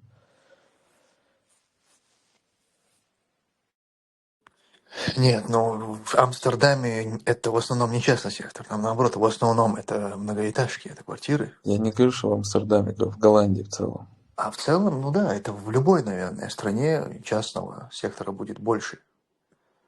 Ну, я не знаю таких стран, может быть, карликовые государства, там в Сингапуре, да, там не будет частного сектора, Но в таких стандартных странах везде частного сектора, конечно, больше будет. И Ну, у нас возьми вот, как бы например, тоже будет. Но я возьми вот, тоже с этой оценкой не согласен, что в Советском Союзе что-то там плохо они сделали. По-моему, все вполне нормально. Но это не для того, чтобы людей из села вытащить. Это для того, чтобы организовать. А, где, как вообще в Советском Союзе это все делалось? Огромные строились заводы, и потом людей, чтобы рядом с этими заводами селить, там создавались вот эти хрущевки, ну, в основном были хрущевки. ну, хрущевки были при Хрущеве, то есть позже, Ну да. позднее. Сначала были сталинские. Не, ну сталинские дома вообще никаких претензий нет. Это отличные дома и отличные квартиры в этих домах. К ним Ну, как бы... но они разные, это не всегда это высокий потолок там и так далее. Ну, в Просто, основном, все, что я встречал, сталинские дома, это всегда очень добротные дома. Не знаю, я плохие не встречал. Лучше, чем сейчас, точно. Есть плюсы в в городском образе жизни и в сельском. Есть плюсы там и там. Минусы Нет, в и то обоих. должно быть. Как бы, и то должно быть в нормальном государстве. Нельзя, чтобы все было только частным сектором. И нельзя, чтобы были только эти этажи. Но должна быть какой-то баланс между этим должен быть.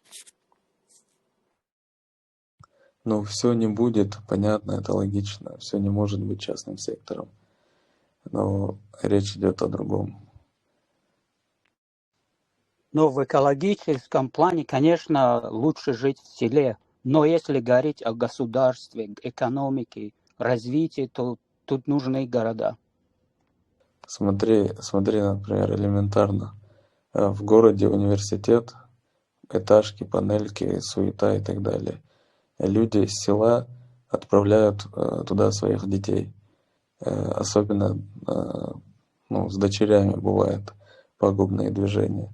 Люди отправляют туда якобы за образованием, и их ребенок превращается в непонятно что. И там вот формируется вот эта вся грязная среда. Если вот прямо я просто окольными путями объяснял, вот если просто вот так сказать, вот такими вещами, то много вот такого, понимаете? Хорошо, но это приходит с университетом. Ты согласен, что народу нужны универы, колледжи? Слушай, такими аргументами можно сказать, что вред вообще Ну от да, плюсы и университетов. минусы везде. Минусы и плюсы Это везде. не этажки виноваты, а это образование виновато. Поэтому не надо. Универ, он говорит, универ привел как довод. Вот универ это как бы одна из этих образования, университет, А еще, знаешь, таким же макаром заводы, экономика, можно сказать, ВВП. что Все это ты селом выглядишь. можно сказать, что хорошие дороги способствуют тому, что люди ездят в города и потом там с девушками происходят нехорошие вещи, поэтому надо отменить хорошие дороги. Ездят быстро и сбивают прохожих. Да, это, ну это, конечно, так себе аргументы. Нет, вот есть, например, тот же, опять же, в Голландии, город Тилбург. Если погуглите, увидите, да, маленький город, небольшой, там есть университет, в котором учатся, там есть и общежитие, конечно, но опять же, Голландия, вообще в целом европейские страны устроены так, что небольшой город, и вокруг него маленькие такие села, города, то есть возможность жить в своем селе и добираться до университета и так далее. То есть все зависит от того, как это организовать. Я привел такой пример, потому что в России именно так и получается. То есть это редко, что ты живешь в нормальной среде и тут рядом ходишь в универ там и так далее. Та же Москва, Московская область и так далее, если взять, то полностью коробки, полностью такая жизнь. Но население растет, все-таки потом они выйдут из этого села, будет расширяться. Не, ну смотри, ты сравнил какой-то маленький городок в Амстердаме с Москвой, мегаполисом мирового уровня. Ну, это же вообще несопоставимые сравнения. Ты представь, где Москва, где Нью-Йорк и где вот этот городок, который ты назвал Амстердам. Так я его назвал по той причине, вот сейчас Озар сказал, что население растет и так далее. Так население растет в нормальных странах, города растут в ширину, то есть за счет частного сектора, а не так, что лепят этажки, там стекляшки и там продают их за бешеные цены. Ну, это Понимаете? Ну, смотря их какие земля есть, города, у нас нет. Бергман. Ты вообще, это разного порядка вещи, понимаешь? Это многомиллионные. Одна Москва, это, я не знаю, половина, наверное, этого Амстердама. Это слишком большой город. Его вообще нельзя никак сравнить с каким-то маленьким городком, который через лет 500 даже не вырастет до уровня Москвы. Так это и не нужно расти до уровня Москвы. Это ненормально, понимаешь?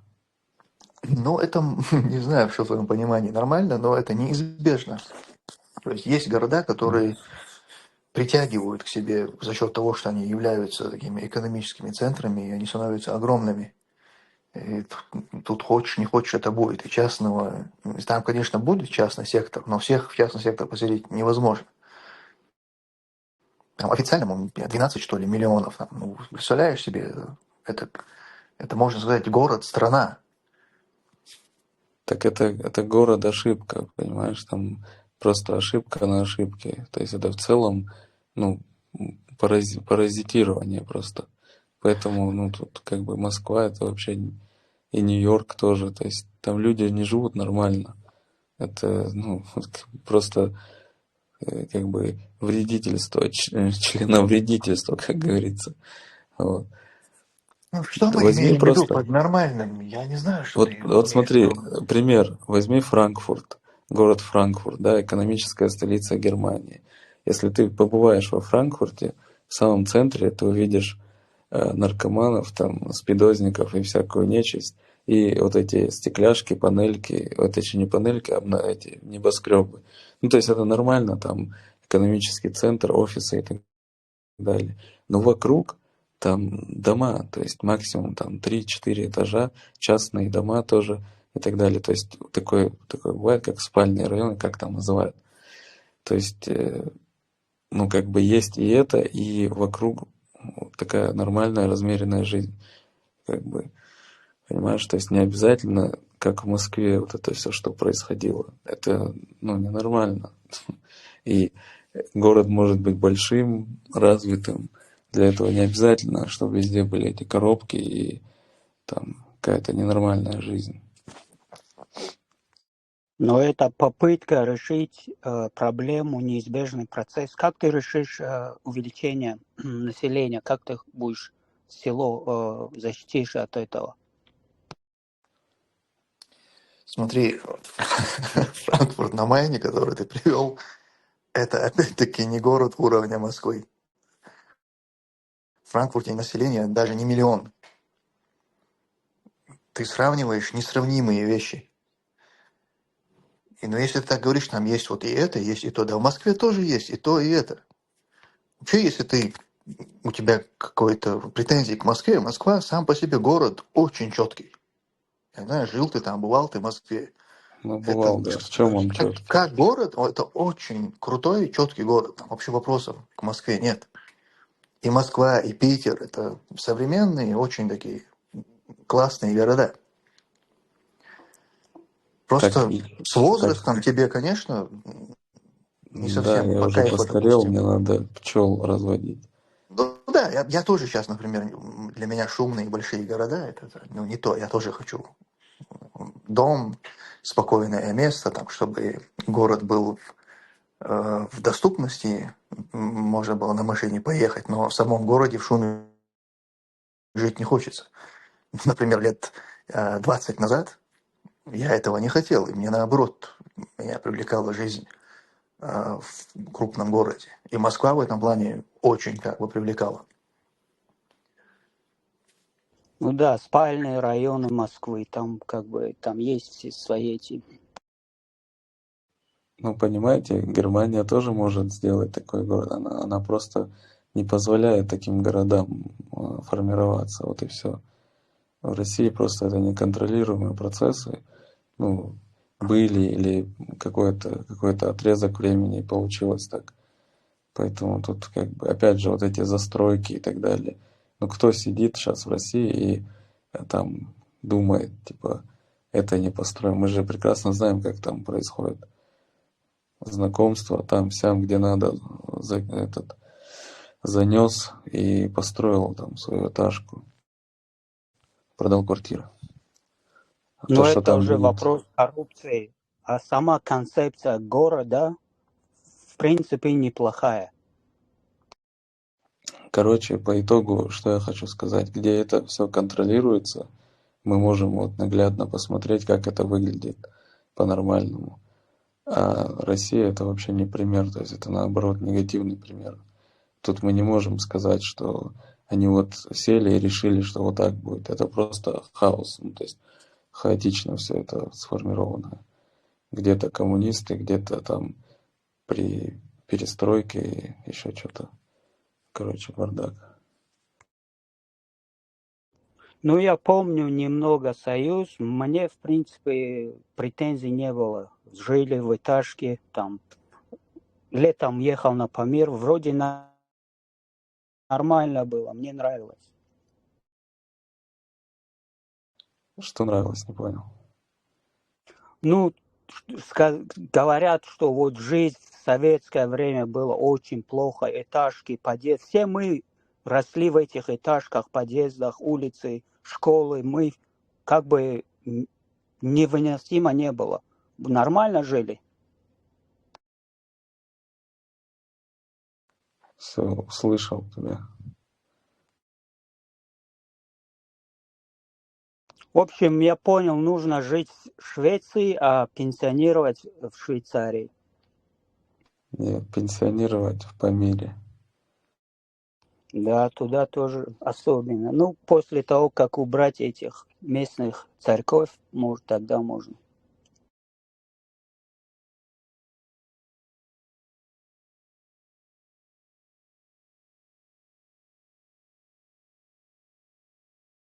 Вот ты сейчас приедешь в Памир, там поживешь чуть-чуть, будешь знать, кто что, какие овощи, фрукты продает, если что-то надо купить, где выращивал, кто такой и так далее. Живешь в городе, ты нифига не знаешь, что ты покупаешь. Пришел в магазин, купил, просто на доверии. Что попало, понимаешь? То есть это просто такая жизнь на доверии. Непонятно кому. Такие люди потом доверяют все остальное тоже. Непонятно кому. И своих детей в том числе. А вообще Ну, это с этим вся жизнь человечества устроена на доверии. Иначе мы, в принципе, не можем существовать. То есть в этом нет ничего плохого. Ты когда выезжаешь на машине, например, на дорогу, или выходишь, переходишь дорогу, ты все это делаешь на доверии. Откуда у тебя, например, понимание, что ты будешь переходить дорогу, у тебя зажжется зеленый свет, и что машина, которая едет, должна тебя пропустить, что она тебя пропустит, вот этот чувак тебя пропустит, а не проедет на красный и не забьет тебя. Это чисто доверие. Ты доверяешь, что он остановится на красный свет. И так во всем в этой жизни все устроено на доверии. Если нет доверия, то мы просто бы не смогли жить, не смогли бы существовать. Да, но есть же какие-то логические моменты, где ты можешь проконтролировать что-то. на уровне нации и государства не можешь. Если хочешь построить государство, то без города, без столицы не получится. И вообще я наблюдаю, как Чечня или чеченцы из горцев как-то переходят в стадию большой какой-то нации, городов, и там уже в столице Чечни, в Грозном уже... Ну, то есть видишь, как горцы превращаются в городских жителей. То есть процесс идет такой в Чечне. И, наверное, с этим придут и какие-то минусы. Какие-то старые горские правила уже будут как-то страдать, наверное. Все же приходится, там цена есть всему.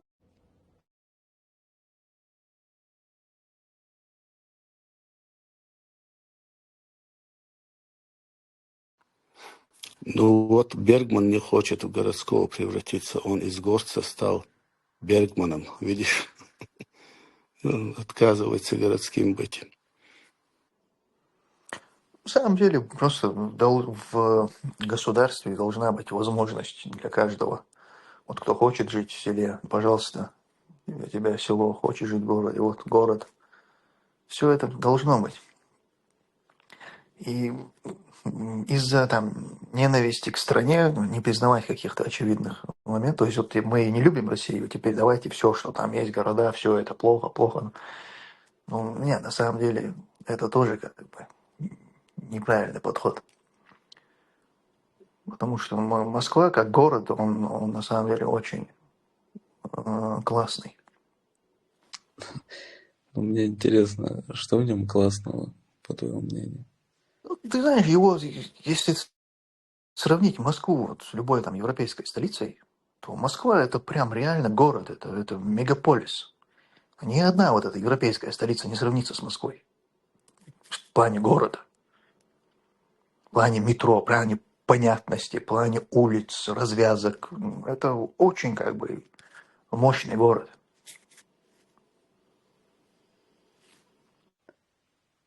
Так, метро, улицы, развязки. Парки, там всякие эти районы, школы, больницы, поликлиники. Так. Система там.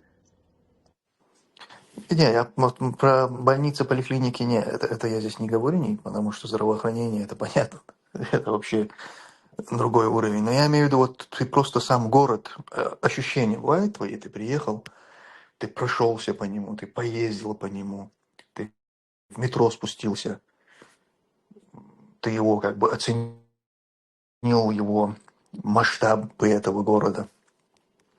Москва это мощный город. Короче, величина и вот эта суета тебя завлекает, как я понял. Нет, меня не величина, суета завлекает. Я имею в виду, я даже не знаю, как тебе это объяснить. Здесь, конечно, я не в плане, я не о архитектуре там буду рассуждать, и не о, как это называется, профессия этого, Варламов. Урбанист. Вот, Урбанист, из урбанической этой точки зрения. Но какой вот город можно сравнить с Москвой по его масштабности? Короче, масштаб, да? Ну, Стамбул можно Пекин. сравнить. Нет, я и говорю, ты только такие как бы. Ты будешь говорить о Нью-Йорке, о Пекине. Варшава похожа. Ну, не. Не по масштабу, а просто внешне. Не, ребят, я вот был в Пекине, и Москва в разы лучше Пекина, потому что в Москве ты в 2 часа ночи можешь абсолютно все, что хочешь, получить. В Пекине уже 7-8 часов вечера все закрывается, то есть ты ничего не сможешь получить. Но в Пекине там есть много-много больших парков. Я был в Пекине, в Москве и в Нью-Йорке. Мне Пекин больше понравился. Вот Не знаю, эта по-моему, стена, Москва лучший город мира. Великая стена же недалеко от Пекина. Там все парки, все там как бы красиво.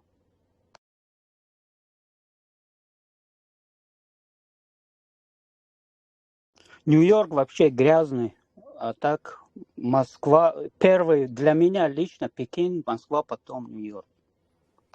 В Москве, если ты в 2 часа ночи проснулся, захотел кушать, у тебя в холодильнике ничего нету, ты можешь вызвать курьера, он за 20-30 минут тебе привезет горячую еду. То есть в каком городе есть такое? Смотри, в Пекине безопаснее, чем в Москве. Согласен? Ну, в Пекине там душат всех сильнее, чем в Москве. Не, в плане криминала. Скинхедов там точно нет. Ну, там везде камеры понатыканы, а в Москве есть какая-то там более-менее Ну, это, конечно, смешно говорить, но свобода, в отличие от Пекина. Ну, про Зато криминал я говорю, там безопасней, и архитектура там, они как-то пытаются балансировать традиционный и вот этот урбанизм. Зато в Москве можно кого-нибудь нахлобучить ночью, и ничего не будет. В Москве ночью не безопасно, это все знают. В Пекине, ну, я был там, там безопасно.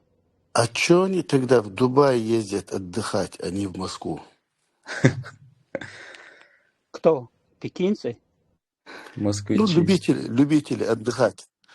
Любители всяких после боев там любят же Дубай отдыхать в вообще Дубае. отвратительное место для отдыха.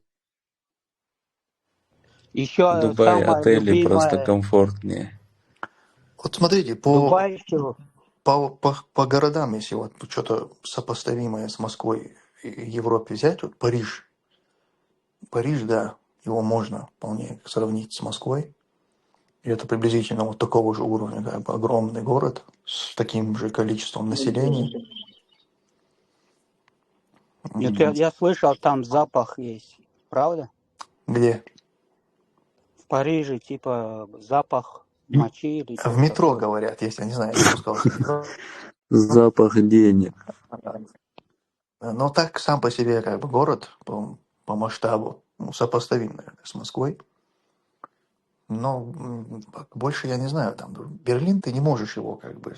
Не знаю, это никакого другого все-таки более меньшего уровня город.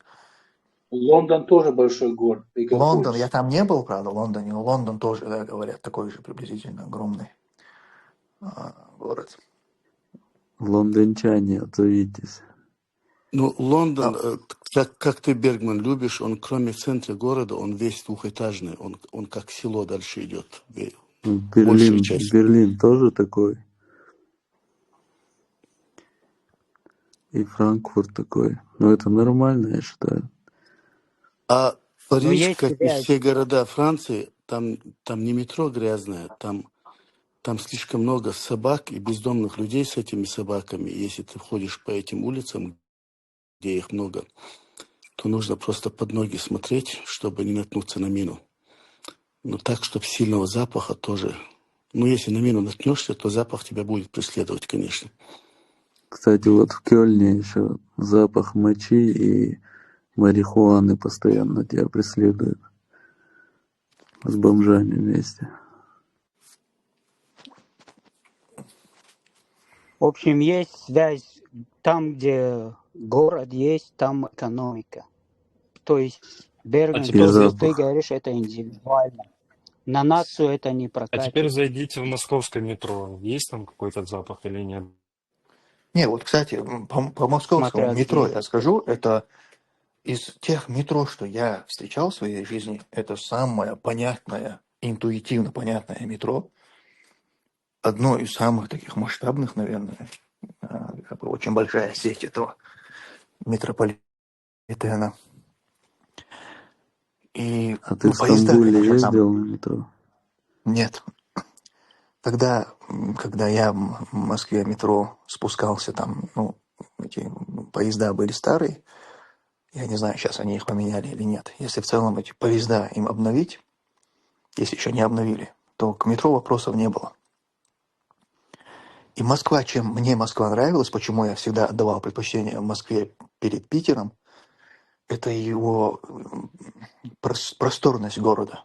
То есть там нет вот этого... В Москве не бывает ощущения вот этой сдавленности, каких-то узких улочек, в которых там еле ты протискиваешься. Там, наоборот, огромные просторы, широкие улицы, места для отдыхов, там парки, скверы. В отличие от Питера. Питер, он такой, очень такой сжатый, подворотник, улочки узкие. Но минус Москвы пробки. Но, знаешь, этот минус, они вообще в Германии ни один город, и вообще эта страна не может предъявить ничего по этому минусу, потому что в Германии в любом городе пробки, там на автобанах пробки. Не, ну это только в час пик. Это примерно с 4 до 6, Так то же не самое более. и в Москве. В Москве тоже это не как бы ночью выезжай и спокойно катайся. Тоже вот это время, когда люди едут на работу и едут с работы. Вот как и в любом городе Европы, там, да, эти пробки. Но опять-таки в Германии эти пробки не только в городах. Автобаны стоят в Германии.